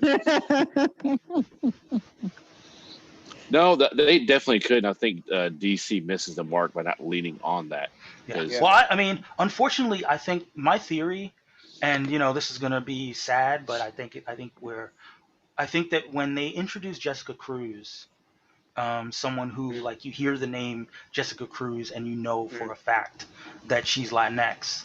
I Mm-hmm. think that has sort of shifted the focus of DC's view of what it means to have a Latinx Green Lantern. Mm-hmm. And we talk about this all the time on the podcast, that this notion that there can be more than one is like foreign to people, right? So Yeah. it's Oh, yeah. like, in their minds, they're like, well, we have our Latinx Green Lantern. That's Mhm. Jessica Cruz. So Kyle, you're sort of redundant, like Mhm. we don't need to shore up your connections to the Mexican community. And, Well, I kind of wonder if they would just do it so clumsy. It would be like this weird pandering, like all of a sudden in his speech, he drops, a Spanish word in. And you're like, Mhm. like well, out of I nowhere, it mean, means nothing. what's You funny know? is that actually happened in Heroes in Crisis, and I saw a lot of people who were upset by it, and I don't know, I thought it was cool enough. It's not the first time it happened that he's just speaking Spanish. That he's speaking. He's doing a prayer in Spanish, because Mhm. both of those were written by Tom King, and he initially had Kyle doing that in the Omega Man. Okay. Yeah, so So it it was sounds not like Tom surprising. King. It sounds like Tom King wants to make, Yeah, like. he's given an interview where he just probably said like he's possibly one of DC's most prominent, like he said, Hispanic like superheroes. Mhm. Like he really does believe that Kyle should be treated like Mhm. more prominently, especially given, and then that aspect of him should be put more at the forefront, because that's So what do you where think? Hmm? Oh, sorry. I just have to ask, like, what do you think stops them from doing that? Like, I editorial. mean, really, like, it's not like you're forcing a actual person to put it at the forefront. It is, it is a Character. comic book. Like, it's a character. You can do it. Yeah, but the other piece of the puzzle, and this is definitely going to put us in the controversial range. Mm-hmm. Oh, exciting. I think that one of the issues that comes up a lot in comic circles, particularly on Twitter, but on the blogosphere in general, is that this notion that if you have a character that's not white, Mm-hmm. that necessitates that the creative team also be of the background that the character is. Mm-hmm. And DC doesn't have a lot of people of color that write for them on a regular Why is basis. that? I mean, we know why that Why is that? Why is that DC? Um, Hashtag DC on Twitter. I just but want to know. You could say yeah, you could say my full name for that one. yeah. I do have a question. So I think that there may be, like, it's great if Tom King Mm-hmm. does it, but Tom King wouldn't be allowed to Quote write unquote. a Kyle Rayner solo book. Like, Mm-hmm. that would bring a lot of heat onto him, which means that he's deprived of a champion Mm-hmm. on the creative team, because he can only put Kyle Rayner in a book, but Mm-hmm. he can't write a Kyle Rayner book.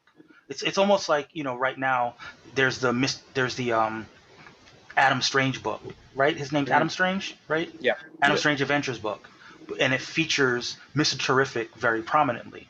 Mm-hmm. I would say that they're the co-leads of the book, but Mhm. if he pitched it as a Mr. Terrific book, people would say, I don't know. I mean, do we really want a white guy writing Mr. Terrific? Even though there's a white guy writing Mr. Terrific right now. Yeah. You I, know? I I think you could sneak it in, because the one thing with Kyle that doesn't have a grounding on is that you don't see where he lives, and I think that's Yeah. how you kind of sneak it in. Let him. He's a Green Lantern. He can live anywhere. Let him move into Yeah, he hasn't a been like on predominantly Earth in years. yeah. Let him live in a more predominantly Hispanic area and start bringing in some support, or just put it out there. Tom could put it out there. Somebody else, if it gets popular enough and you show it enough to where then they can pitch it, and some Latinx writer artist group wants to take it and get solo running after with it. Mhm. Well, and DC needs to spread out the fact that DC is like 99%, which is a lie, but like 95% white dudes running everything and Mhm. doing everything else. But he's got no grounding. He's just another Green Lantern, Yeah. as far as they treat him, and that's fine. But you could sneak in just, a neighborhood he lives in, sneak in Mhm. stuff in the background to remind you, he's out washing his clothes. He's, but the words are different, for the average DC fan. Sneak it in the background on him. Yeah. Yeah. You But know, like you said, if he's a Green Lantern and he's in space And that's like it's hard to establish that kind of grounding if the only time you see him is either he's on a mission or he's out in space. Mhm. Of Um, course. like again, that's one of the big differences between a team book and a solo book. I think when you have a team book, you can like you can get away with having the character just basically be on a mission all the time. Yeah. But in a solo book, there's a lot more of what the character does during their downtime, and he Mhm. hasn't had a solo book in probably like you can better tell us when the last time Kyle's had a Well, solo book. well, I mean, if not like, because like Omega Man was a team book. He was on Hal Jordan and the Green Lantern Corps, which was a team book. He was on Titans, which was a team book. Hmm. Uh, Pretty much since like I think since his original like kind of like run before the Green Lantern Corps became back. Because Yeah, after that, it's pretty much been team book and like events and stuff. You know? right. Well, it's easy to stick them on those because it's like, oh, what are they doing in Hal Jordan's solo book? Okay, we can't mess with that storyline. Mhm. John Stewart's kind of gets his own thing every now and then, enough to where you can't just mess with him. So who's left that you can grab? I mean, Right. But again, that's not conducive to No. fleshing out his story and giving Mhm. him. I mean, theoretically, what you could do, and feel free, DC, to scrape the what do you call it?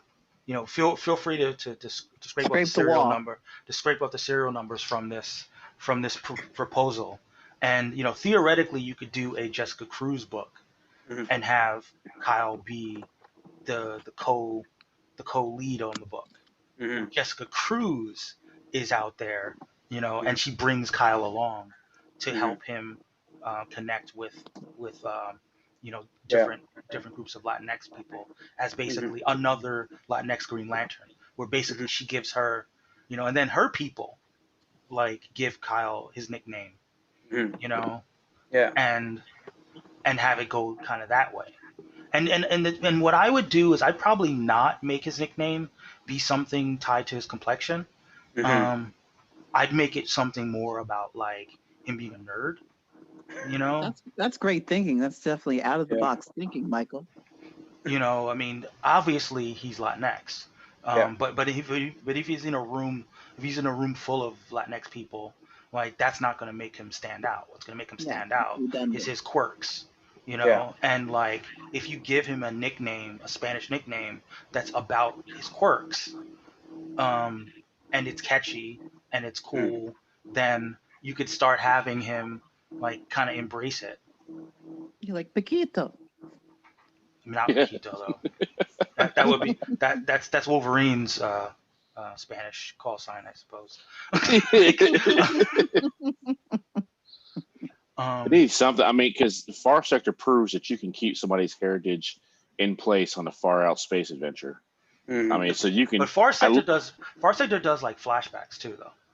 Well, yeah, but Far Sector shows you can do it and still Hmm. do a space adventure because they're not just looking. You can just see how much they've dropped the ball with Kyle on that, and Jessica Cruz to an extent.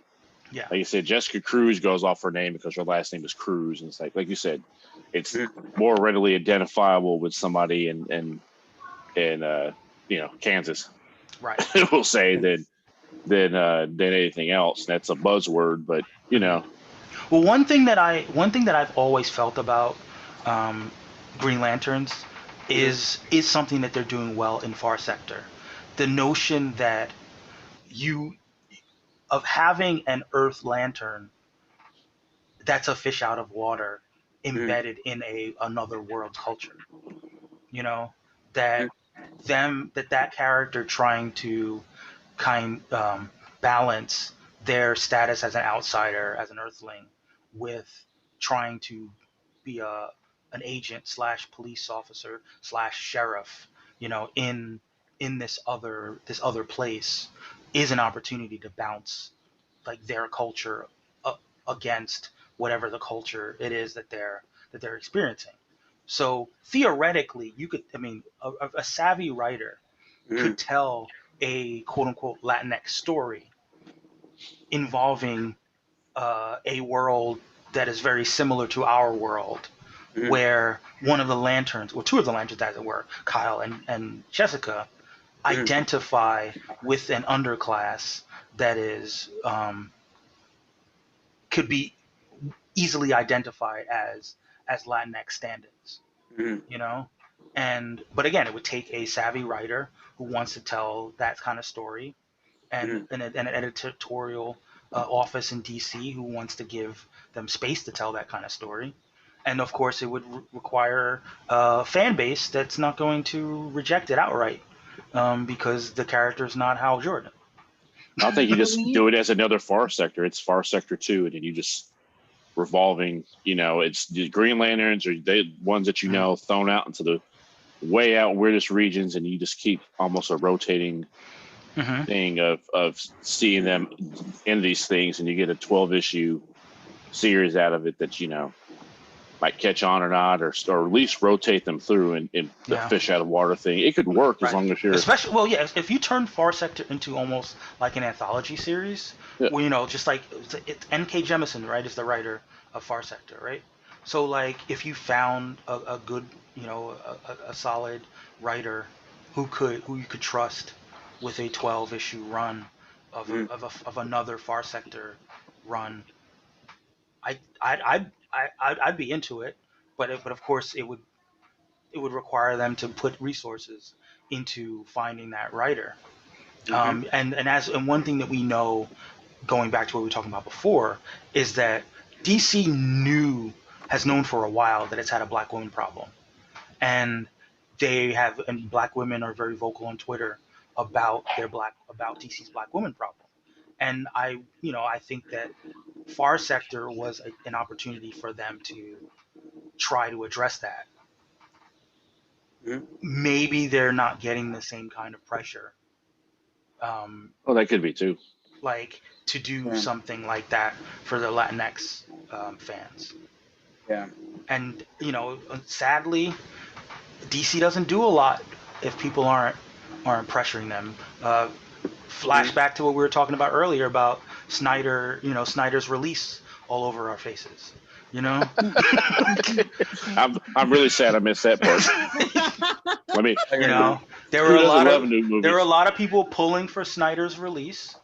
They were pulling hard. I pulled hard. They pulled hard for Snyder's release, and We got it. they got it. They got it. That's all right. Yep. In the face. So, Yeah, I love but when old movies are new movies. I'm with it. no, yeah, of course. I mean, it's like DLC. It's like in your video game sense. Oh yeah.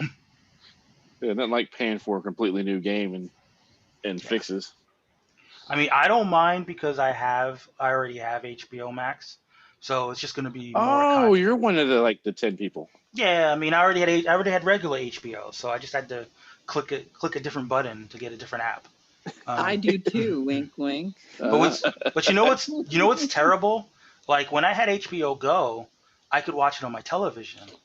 Mhm. I have HBO Max and I can't watch it on my television. Yeah. And unless I use my my Chromecast. And who wants to use two devices when you used to be able to use just one? That's why HBO is completely backwards. Yeah. It's like here's 30 million to finish the movie in 70 now. Right. And we're shooting new scenes. Yeah, I mean, at this point, you may as well just lie to people. Or maybe it's not a lie. Just say, you know what? The Snyderverse is another universe in our multiverse. And if you want more Snyderverse stuff, keep paying for it. We'll keep doing more Snyder-based stuff over here. Yeah, may you smear us with Snyder. And then like they could just continue with their real universe, like with the different actors, because let's face it, the Snyder lovers, they don't really care about Wonder Woman. They don't really care about Aquaman. Like they care about their precious leader Snyder. So you could just tell people, He look, is precious. we're gonna give Zack Snyder the ability to do one project a year, and you get to pay for it on HBO Max. You have to subscribe HBO Max for the whole year, It's a very elaborate Kickstarter. Yeah, it's a very yeah. Every year you'll get a new Snyderverse thing. The Snyderverse plan. We don't have any of those pesky strong women in it. Exactly. No strong women, no color. Joaquin sounds like this would be his Oh, favorite thing ever. oh, that's not fair. But like, you Get know, Cyborg shucking and jiving a little more for oh you. yeah. Listen, Snyderverse Cyborg we won't ever have to say booyah. It'll be bleeped. Like, it'll be bleeped. And Flash yeah. can slap as many women as he wants. Oh yeah, of course. See it at super speed. And listen, it's an alternate universe. He can just pretend. That's the other thing. After each episode, we get like 5 minutes of Zack Snyder breaking down the stuff that he didn't put in the episode to like get you to continue to subscribe to the Snyder plan. Somewhere, AT&T exec has risen out of his coffin. It's like, Look, that's all. Listen, I hope that when this 4-part extravaganza comes out, Justice League, Snyder Splash, whatever, Snyder Bukkake. Like, I hope that Whoa! it's a word that means come together. Where's Yeah. your gutter mind? Right. Again, can we just take a moment? How many things has he said? Somebody should kill themselves, bukkake, etc. And then I say dick in my mouth, and Ever is whoa. Well, I Brains think in their mouths. Jesus. I think that I think that in the form that they should release, Snyder's release, No, is- whoa, nothing, people. his extended release should happen over the course of, instead of 4 weeks, it should come out over 4 months. Make these people who want it have to pay for it for at least 4 months, and then let them know that if they continue to pay for it, they'll get another Snyder release the next year, but only if they continue to subscribe. And every month they'll get a little thing, a little teaser from Snyder, little tickle from Snyder. Oh. You know, It sounds just like OnlyFans. letting people know. Yeah, it basically is only Snides. Like, just keep on subscribing. We should put Snides only. Just That's right. Yeah, just listen. Keep people on the hook, and they can just get get as much Snyder releases as they can swallow. You know? This sounds- That's it. Like, really swallow. what? I mean, they may have bit off more than they could chew. Some things are bitter and salty. Some things can be sweet. It all depends on, what he's had to eat. So it's all good. They felt like Snyder. What Snyder pulled out on us wasn't long enough, and it was cut, and they wanted a cut that was. They wanted an uncircumcised film. Yeah, they wanted an uncircumcised Snyder film. Yeah. And How do you feel about that, Martine? Uncircumcised Snyder film? Yeah. They gave us a foreskin. They gave us a foreskin hour of Snyder. I want to know, would Martine turn if he came out and said that Kyle's going to be the Green Lantern in it? Oh, in the Snyderverse? Too. Yes. Would he now subscribe to HBO? Is this what I'm it's already subscribed to HBO Max. Like, I refuse. I refuse the tyranny.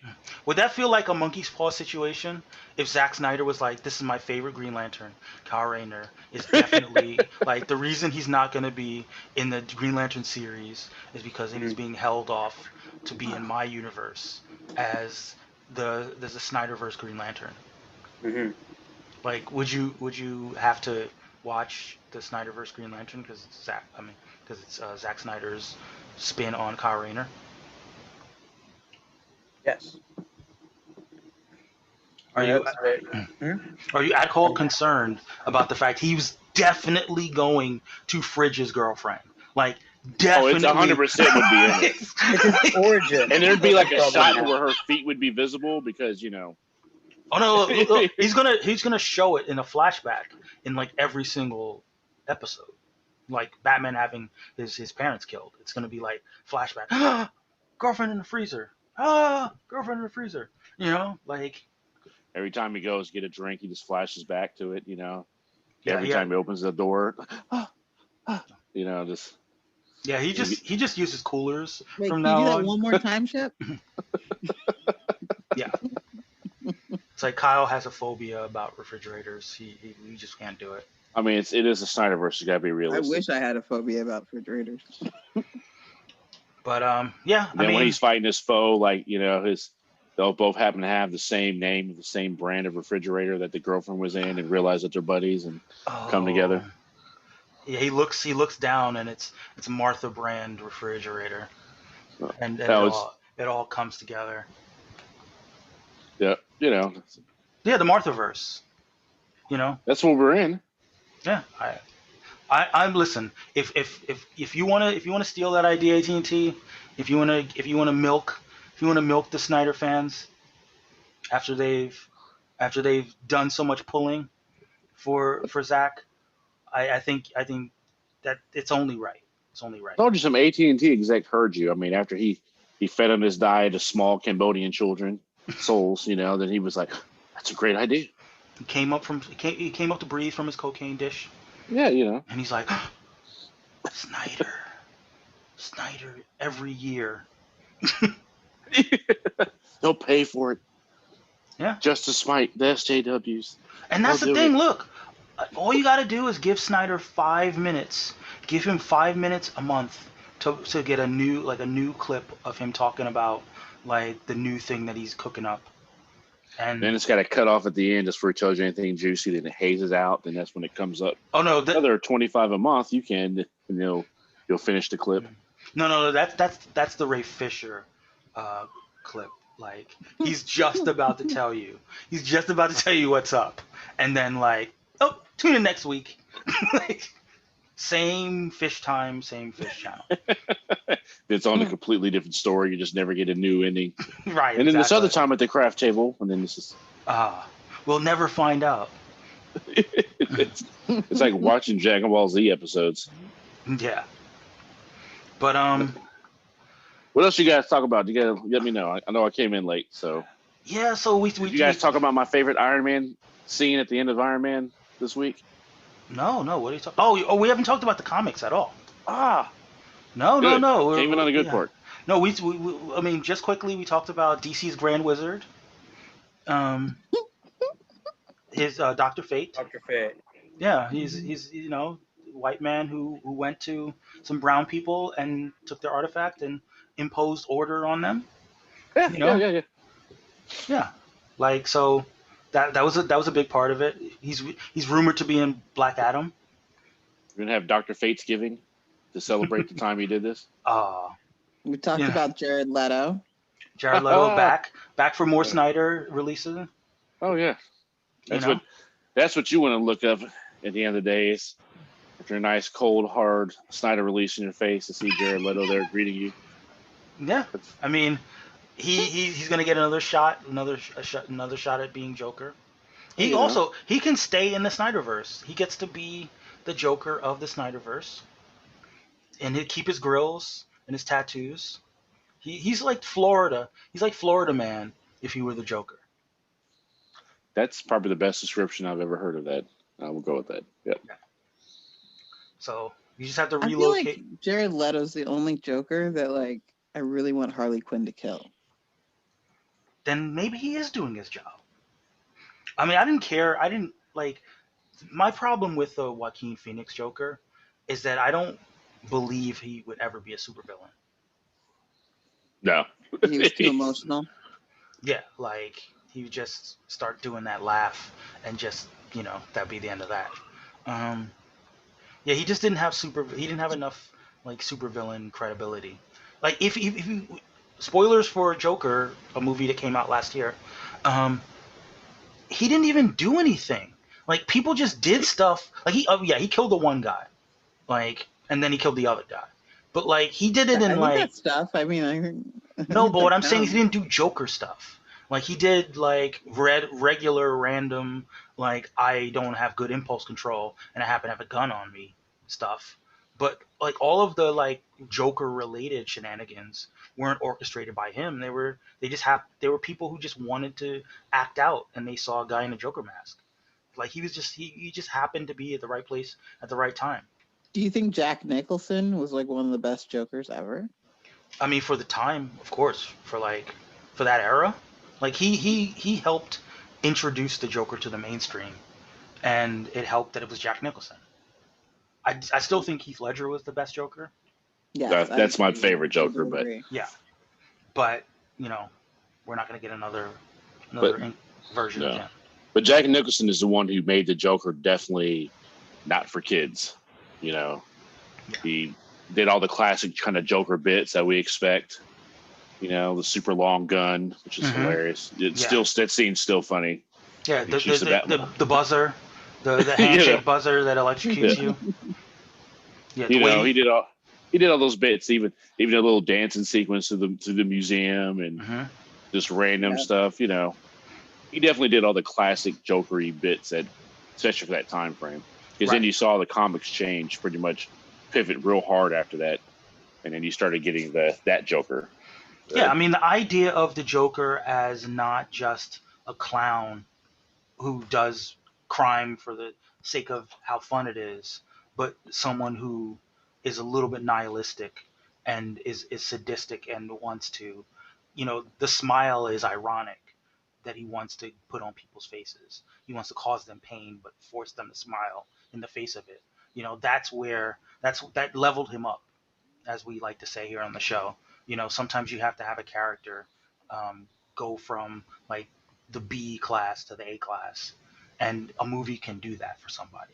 Yeah. A movie can turn somebody into a threat where you might not have seen them as a threat before. Yeah, Yeah. that's probably what I appreciate from the Jack Nicholson Joker the most was that because you saw the comics, like I said, do a real hard pivot, Mm-hmm. and all of a sudden you started seeing more of that type of crime and leading into classic Joker bits. Like I don't think you ever would have seen Joker shoot Batgirl without that. So I think What- that was around the same time or just after. Yeah, I feel like For Killing Joke? Killing Joke happened around Around that the time. same time, but it might I'd have to look that up. No, I thought Yeah, I'm Killing looking it Joke up. was. I want to say Killing Joke was. Oh, I forgot. I should do Batman: The Killing Joke because there's a band called The Killing Joke. Oh, really? So The Killing Joke came out in '88, Yeah. and the movie came out in '89. So it was around the same time. Obviously, they were working on the movie before. So I think that there was probably a little bit of collaboration in the creatives in DC towards this direction that they wanted to take the Joker. But the idea of casting Jack Nicholson made it clear that this is the direction that the Joker was going to go. And I think it was a good choice. I mean, I know a lot of people feel like the Joker has been overexposed, and he has been to a certain extent. But it's sometimes a good thing to be overexposed because it means that people have made a lot of money off of that character. You would, Martine, would you like Kyle to be overexposed? Yes. I think he wants Kyle to expose himself. No, I shouldn't have set that up. Like Yeah, ask, you did. We're, You lobbed we're that in. civilized people. Come on now. like if you have Really? if you have a Really, favorite guys? character, if you have a favorite character, what you would love is for your favorite character to get to the point where someone is saying that they're overexposed because it means that they got to the point where people saw the We're just character tired of and they seeing know the character. Like Wolverine is overexposed, but Wolverine is a super popular character and had to get to the point where people loved him in order to get to the point where now people feel like, oh, I'm sick of Wolverine now. Like, And there's some dark sides like Hal Jordan. If I never saw, I'm gonna get all kind of hate for this. If I never saw another Hal Jordan anything again, because he's just so boring as a Green Lantern, then I mean, Ooh, but I feel wouldn't like say that's another I tag wouldn't in- say that Hal is overexposed though. I would just say that Hal is not, not as interesting as he could be. Like, the problem with Hal is that he was the Green Lantern for a long time and didn't really do anything to earn the excitement around the character. It was like he was like the default Green Lantern. It's like when you go to school and you get the school lunch, but you don't have choices, so you just have to sort of eat what they give you. But when you go to a college and you can actually pick stuff off a menu, you never pick the stuff that you got every day at school lunch. You know, I can get that. that's Hal Jordan. Hal Jordan's is everyday menu. I look at Martin's face. Hal Jordan is everyday menu, and all the other Green Lanterns are okay. It's Taco Tuesday. I mean, they all had to like earn a ring, and he just kind of found Raiders his. Taco Tuesday? I mean, we were talking about Kyle Rayner, and I hope that Kyle Rayner likes Taco Tuesday. And, Is he Tuesday and Jessica Thursday? it's Taco Cruise Day. Oh wow! Oh, sorry, I couldn't resist it. That's what Viewers who wish to lodge complaints can go ahead and contact him on his Twitter feed. Yeah, it's fine. Along with the Scientologist. I'll make a John Stewart fried chicken joke if it makes it better. I'll just talk about dad joke limit. I don't know what cuisine Guy Gardner would be. Yeah, please, somebody pick a cuisine. Yeah, I don't know. We'll probably get certain kind of. I mean, means it's delicious. He's like the thing that talks a big game and then you eat it and you're kind of like, Like chicken needs... cordon bleu. If you mean the military one, yeah. But no, Jambalaya MRE. Yeah. I feel like they should just lean into the white privilege of Hal Jordan and just make him the white guy. I thought that's what they've been doing for like the last 30 years. I don't think anybody really leans into white privilege. I think they either just take it or they don't. So I'm going to use that as a pivot because look at the new Iron Man did. Yeah. There you go. Let's get into it. They called that out. Right. But Iron Man is like rich. How did they call it out? So in the most recent Iron Man, there's a new run. Do you know who the writer is on the current run of Iron Man? I will look while we're talking. Yeah. So the current run of Iron Man has Tony going on a bit of a personal journey. He has been doing some weird things with sort of selling his company and trying to divest, and he's been doing things that are a little bit self-destructive, but not drinking, which is his other form of self-destructiveness. And he's been interacting with Hellcat, aka Patsy Walker, and she's been kind of calling him in on his shit. So in the most recent issue of Iron Man, he got into a brawl and ended up getting hospitalized. He sort of broke a whole bunch of bones, freeing these people from a sphere that was made of a near unbreakable material. And she calls him out for his self-destructive behavior. And, he talks about the fact that he's trying to. I mean, I assume you have the panels in front of you. Yeah, I'm about to pull them up right now. All right, cool. Because I'm trying to go off the top of my head, and I want to do justice to it. But the idea is that he talks about how. And the writer is Christopher Cantwell. Yes. There we go. If you have the panels now, we could Christopher time. Cantwell. It's actually been a pretty interesting choice. I was actually kind of surprised that they actually let them do this. As far as well, that goes back to my point about solo books. Solo books can do a deeper dive on a character than a team book would do. They want broader strokes.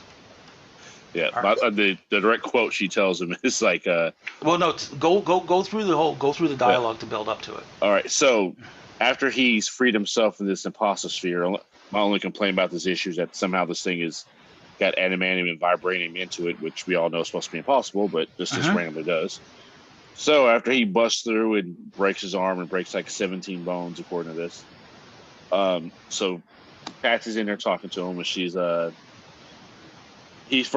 in his bed complaining, because I know like direct quotes might get you shadow banned here, but in there complaining about that the fact that he wasn't on TV and Cardiac was, and as they're going through, even Patsy's talking about with the nurse, your insurance info being jokey, but he's like, I have the money, I'm paying for this directly. And I feel like I'm getting a lot of audio feedback here. And she's like, oh, lucky you. And he's always like, hey, don't bust my chops, I'm laid up here. Right. And then she just asks him, serious question, have you ever had to look past your own privilege? And then he talks about, I protected people my entire life, I'm Iron Man, I've done this and that. And then she just kind of hits him with a stunner, which is, because she starts busting his chops, like, you enjoy more legal leeway most people on Earth, and you answer to absolutely no one. And he's like, well, when you put it like that, she goes, like, you're another white guy with a God complex. And I was just kind of like, whoa. I mean, there you go. Yeah. Somebody had to say it. He just talks about that, he's just, basically it's this whole thing about, am I still really alive? What if I die doing something heroic? Would that cement my legacy? Mm-hmm. But I mean, it's addressing directly the fact that you get away with this because you're a rich white guy. You're a rich white guy with a God complex. Yeah. Like you've never been accountable to anybody, and you're even less accountable now that you're a superhero. Yeah, and you don't worry about having to pay hospital bills or even the consequences of things that you do. Right. And it just looks completely destructive. And it's almost like another addiction. So in a way, I thought it's kind of like maybe it's like almost like another addiction storyline instead of alcohol. It's well, but to spin it back over to Hal Jordan, because that kind of brought it up. Like Hal Jordan, we all, the mythos says that it's willpower, right?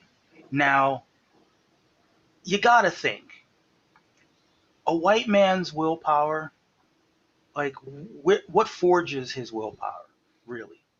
Like he hasn't experienced as much adversity as a lot of people have. He's Some still would say their willpower is lacking. I mean, one could say that, but he has a force of will.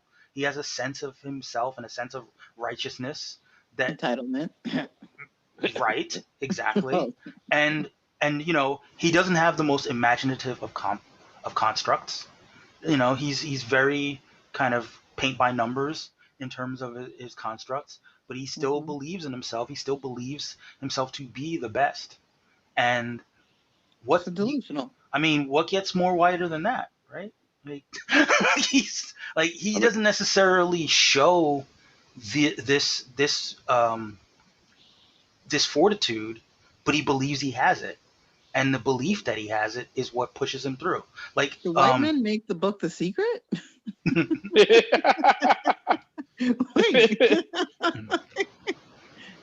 So, like, I don't know if you guys listen to the podcast, The Black Guy Who Tips, but he has a concept called the Impossible White Man movie, where basically, it's a certain genre of action movie where it's typically a white man who is just the best he is at what he does, and they don't really go any further to explaining how it is that he got that way, and it's not important. The important thing is that he's a white man and he gets out of impossible situations, often by just the virtue of white manness.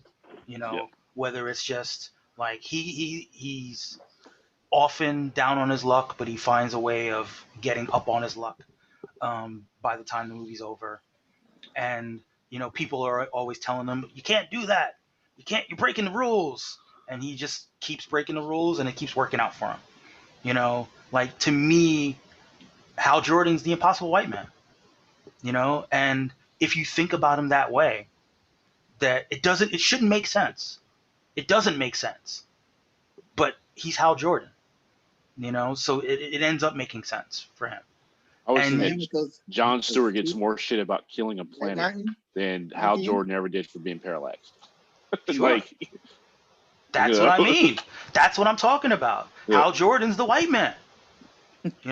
He is The- Yeah. He The is white the man white with man. with the He's the- teeth, right, Martine? He's the white man with the most powerful weapon in the universe and the will to use it and has used it for its most horrific purpose.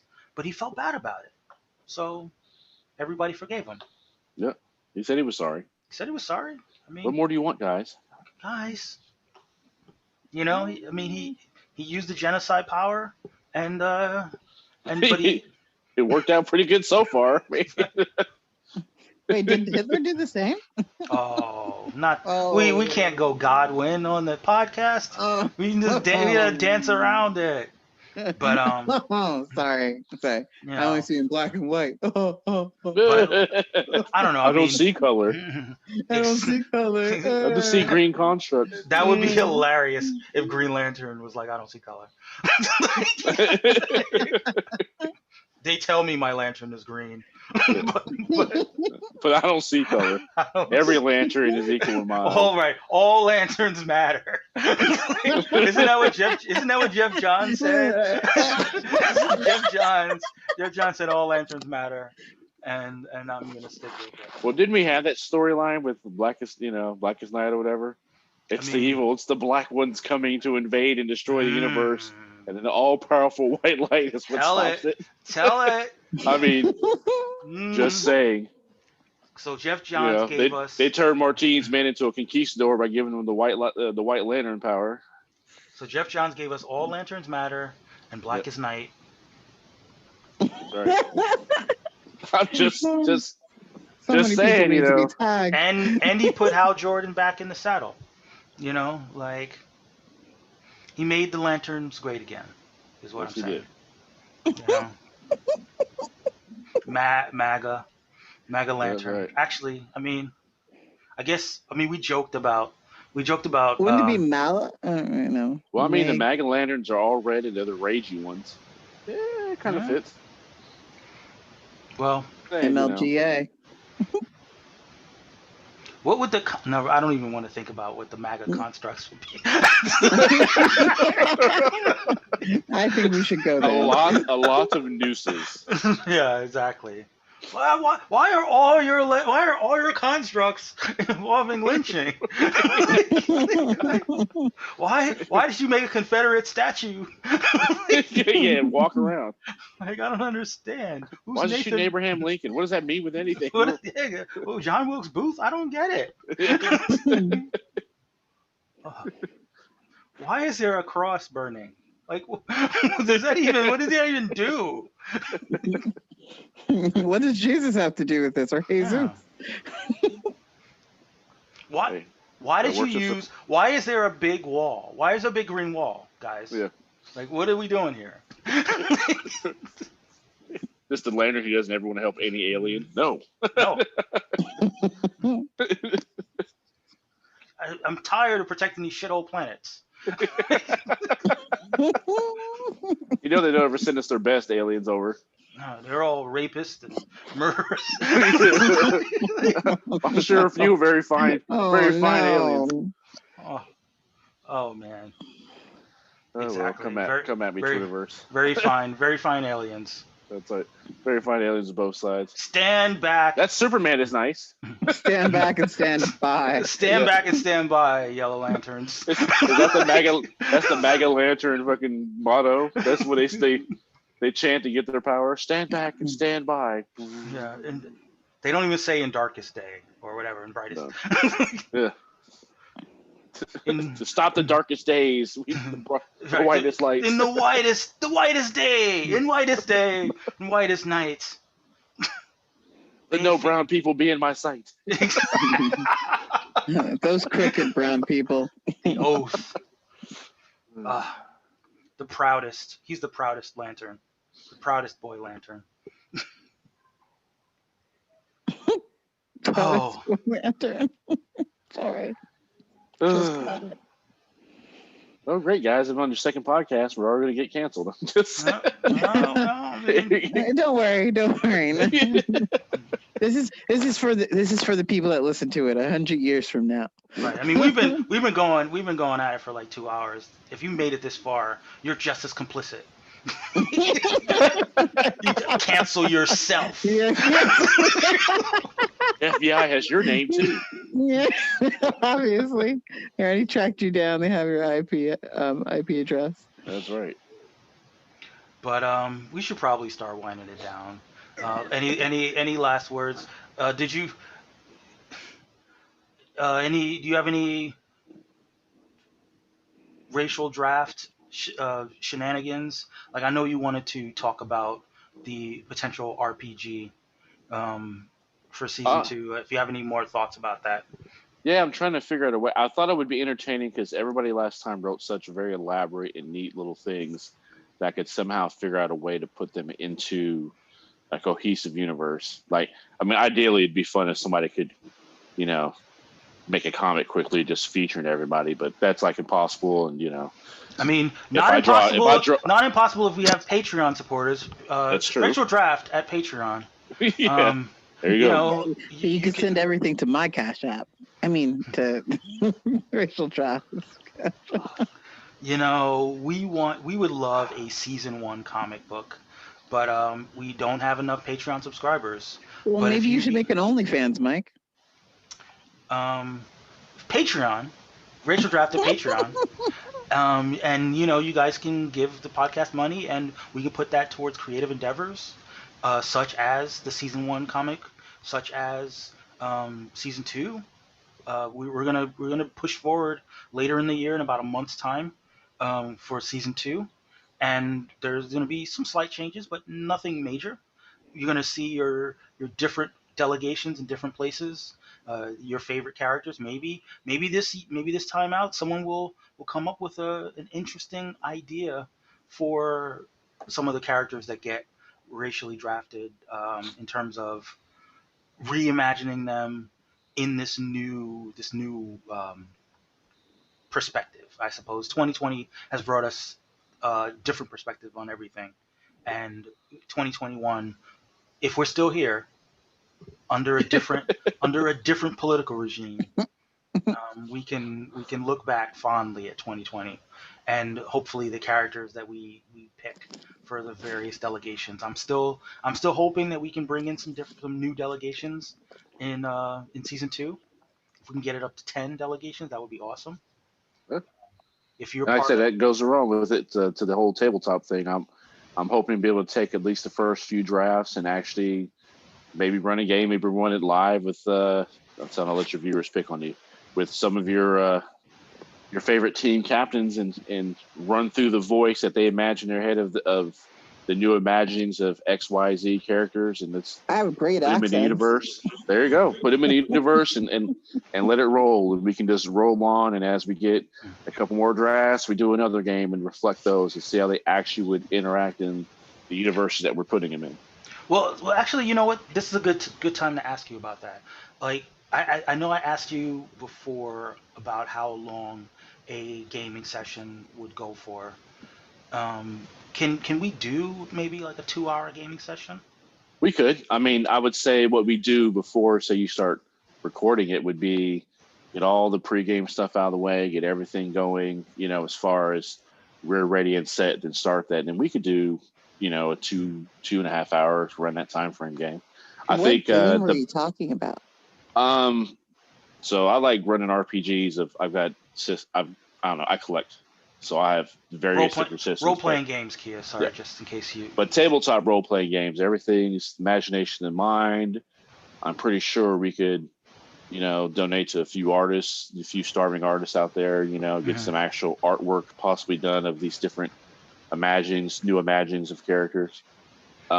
Give a chance for anybody who's got something to promo to stick that out there. We could do a little. Well, one thing that I was thinking is that since we still have a few more weeks before season 2, if we could get all the picks from season 1 onto an RPG, and get as many captains representatives as possible on a show, and basically do a session with the different representatives, giving their characters insight and moves for what their characters would be doing. that might be an entertaining couple of hours that we could put up on the feed. Yeah, I think so. I would say just mechanically, I would probably want one offline to teach everybody Okay. basically the rules, so that way you're not Wait, you're gonna teach them how to role play? teach them the rules of the particular system. You know, the ins Of and the outs. role play There's, system. you know, how this actually works, how the mechanics, the actual nuts and bolts behind it works, Martine, what?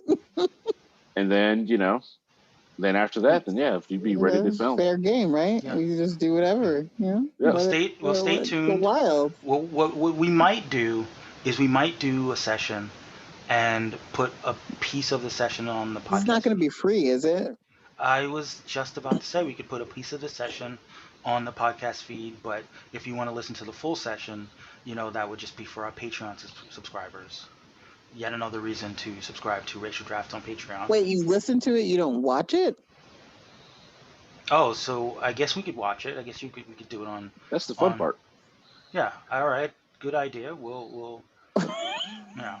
Wait, maybe. Okay, you know what? I'm not going there. Look You're at not- me retraining myself. Look at going there look at because Kia. Look at Kia this is so hard for being. me because I'm trying to follow and my definition and your first of all, RPG. I thought you were talking about some military shit at first, and then I realized that it's role play, and now I have a whole different idea of what role play is. I don't know what's going on here, and like, do I have to dress up like an anime character? Like, what's happening? I'll say what I you don't could. think I it's would never fair. tell you what clothes to wear. I would. Yeah. If you want to dress like an anime character while we play a role playing game, Only if you do it too, Mike. I- Only if you do it too. I am going to be doing. Sailor Moon. I'm What? going to be being the whatever the equivalent of the dungeon master is for this game. I am an impartial observer of the game, and I'm just going to keep the flow moving.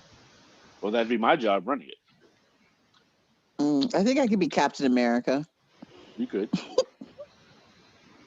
It's a really big package. I always wait for the other shoe to drop. Always wait a beat. She'll never let us down. I'll always keep you up. Yep. And I feel like that's a good note to end on. I feel like it's a great ending note. Guys, thank you so much for turning a couple of hours into straight shenanigans. Though if this is your first episode, we apologize. Sorry.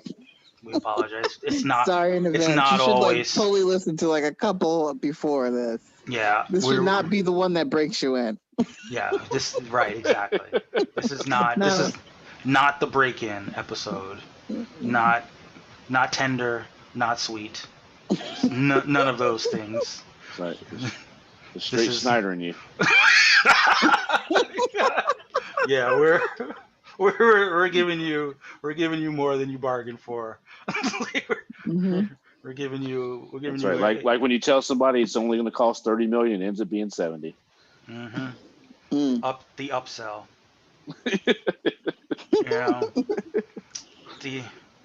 If you want the release that you want, if you really want the release, you're gonna have to pay a little extra. That's what they Right. say. That's what And they say say. thank you afterwards. You know, if you want a happy ending, you're gonna have to pay even more extra. So.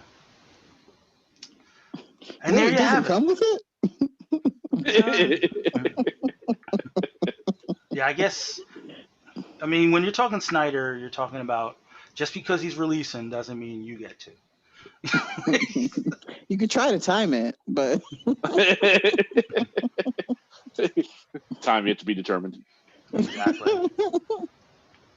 So skeet, motherfuckers. oh, this You have to make Snyder. it weird.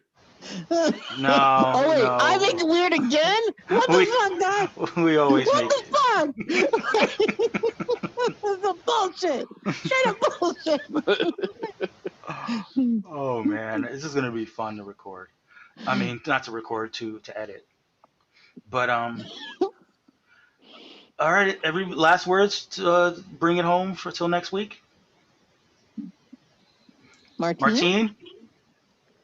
Martine.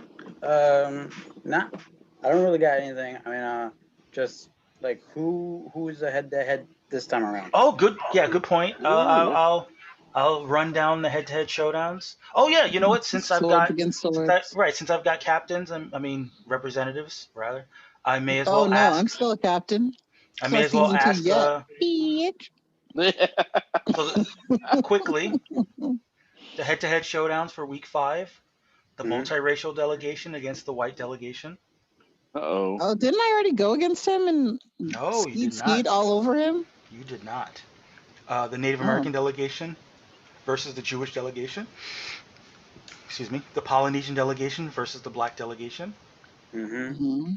And in the main event, the Asian delegation against the Latinx delegation. Can Oh, that's you gonna be. beat Batman? Well, Who's to say? I don't know.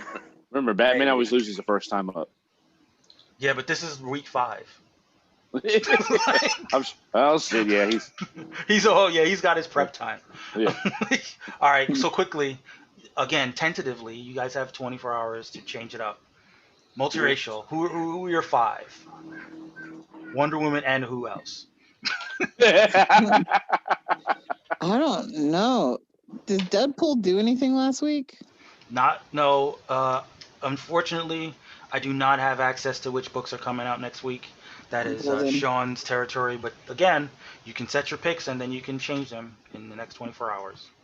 But for the benefit of our listeners, I guess Wonder Woman. I guess Captain Marvel. I guess Batman. Batman, he's not I on your just wanted team. to see. I just wanted to see if I could slip him in there. Oh, who's paying attention? Gosh darn it. I guess. Yeah, I guess Deadpool. Why not? Wow, Deadpool. Wow. You sure? Or well, you have time to change it up. Yeah, I have time to change. Harley? I don't know. Harley upset me this week. Yeah, but But she give her I'll put opportunity her to in. redeem herself. I'll put her in. All right. And I'm gonna put in Cyclone. You mean Cyclops? That's what I said. No Captain America? Captain America, did he put out for me last week? Let's see how many Captain America points you left on the bench. Captain America put up no points this past week. Exactly. He's That sterile. just means that this could be the week that he gets it done. Fine, but if he doesn't fuck me good, That is very awkward. It's very awkward for really? somewhere Once Chris again, Evans. Really? Out of all the things that were said tonight, that was the awkward one. Really? Somewhere Chris Evans is wondering why he's tangled. Where I live, that's what he's wondering. And it's Whether Flemington, restraining New order? Jersey, buddy. Flemington, New Jersey. He's gonna inject you with a super soldier serum. May he smite me and I never recover. All right, Martine. Hmm. Who are your 5? So, once again, I looked them up prior to this. Oh, you see, he did his research. Look, That's good. Can we just talk about Martine being an overachiever for a second? Oh, and by the way, to all British women, Martine is looking and on the prowl. Did you ever get it? Do you ever get his Twitter handle? I have it. Don't worry. That's all I'm going to be putting on Twitter for like the next week. Damn. Hashtag British women. I got you. I got you, Martine. All right, who are your 5, Okay. Martine? Doctor Strange. Doctor Strange. Is he really a doctor? Yes, and stop that.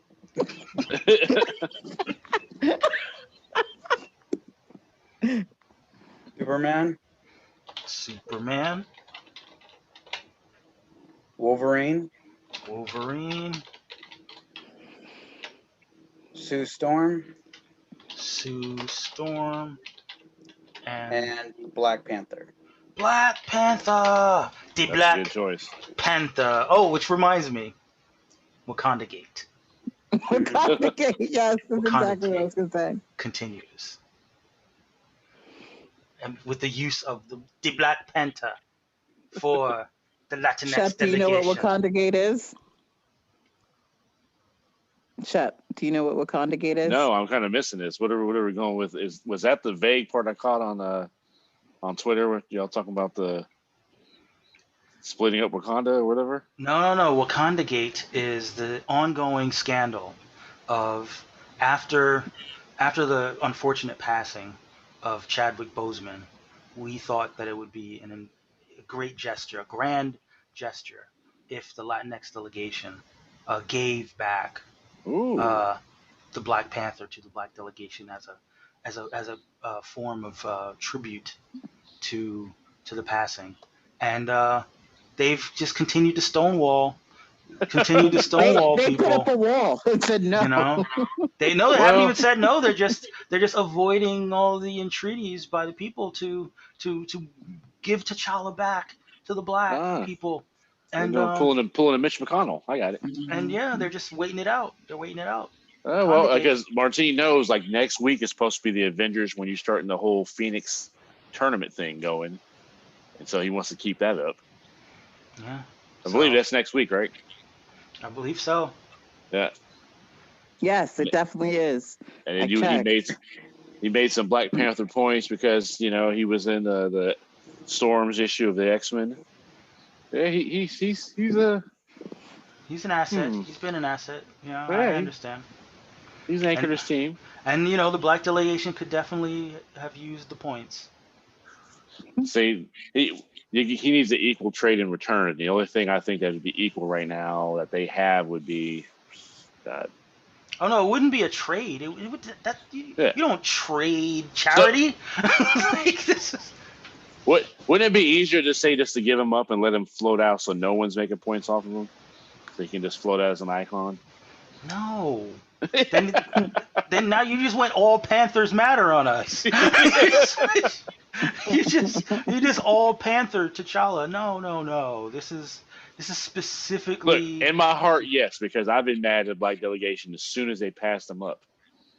But Martine wants to win, and I got to respect the game. Hey, well, they've had a hard year. Especially the fact that people were targeting T'Challa for like 3 rounds.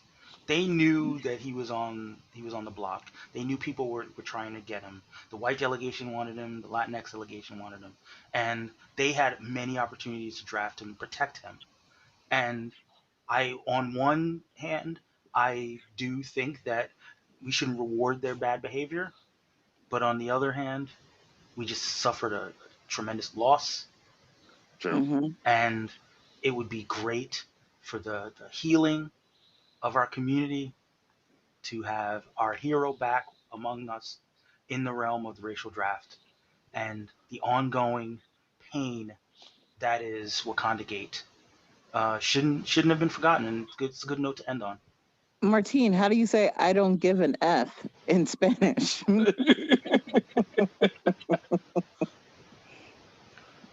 Really? No. Don't answer that. That's pretty much what you're doing with Wakanda Gate, don't answer so you that. might as well say it. Don't answer that, Martine. Don't let Kia bait you. I'm trying to learn. I'm trying to be bilingual, and you're over here trying to cock block me. Gosh dang it! Kia is uncancelable, so don't let her. That is so don't true. let her inability to be I'm like, canceled. you can't. You really can't cancel me. Don't let her inability to be canceled get you canceled. Cancel collateral. Right. That's like don't walk with Wolverine into a volcano. Only one person's coming out. Right. So yeah, Shep, you want to get some last licks in before the end? Let's see. No, I'm Got free. anything you want to Pretty good. pitch? Got anything you want to pitch?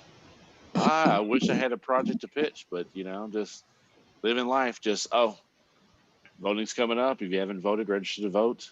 Vote out the people you don't like. And Vote for me. that's a better vote for you than Kanye. And I'm just saying. and I'm pitching for that. There's a lot of freeing people who've been wrongly imprisoned projects probably in your area through a lot of the protesting and everything else. So I would say throw your support. All That's right. it. As a good, wholesome, intelligent thought to end the show on, to balance out everything that came before it. Are you just gonna stop me from ruining that? Like, I mean, that was pretty smart there, Mike. I mean, if we want to go out on a high note, we should probably. I mean, has that been the theme of tonight? High All right, notes? Kia, go for it. What would you like I'm to? only kidding. Go ahead. He says all crowns matter. No, just mine. Well, until next time, guys, all things are possible.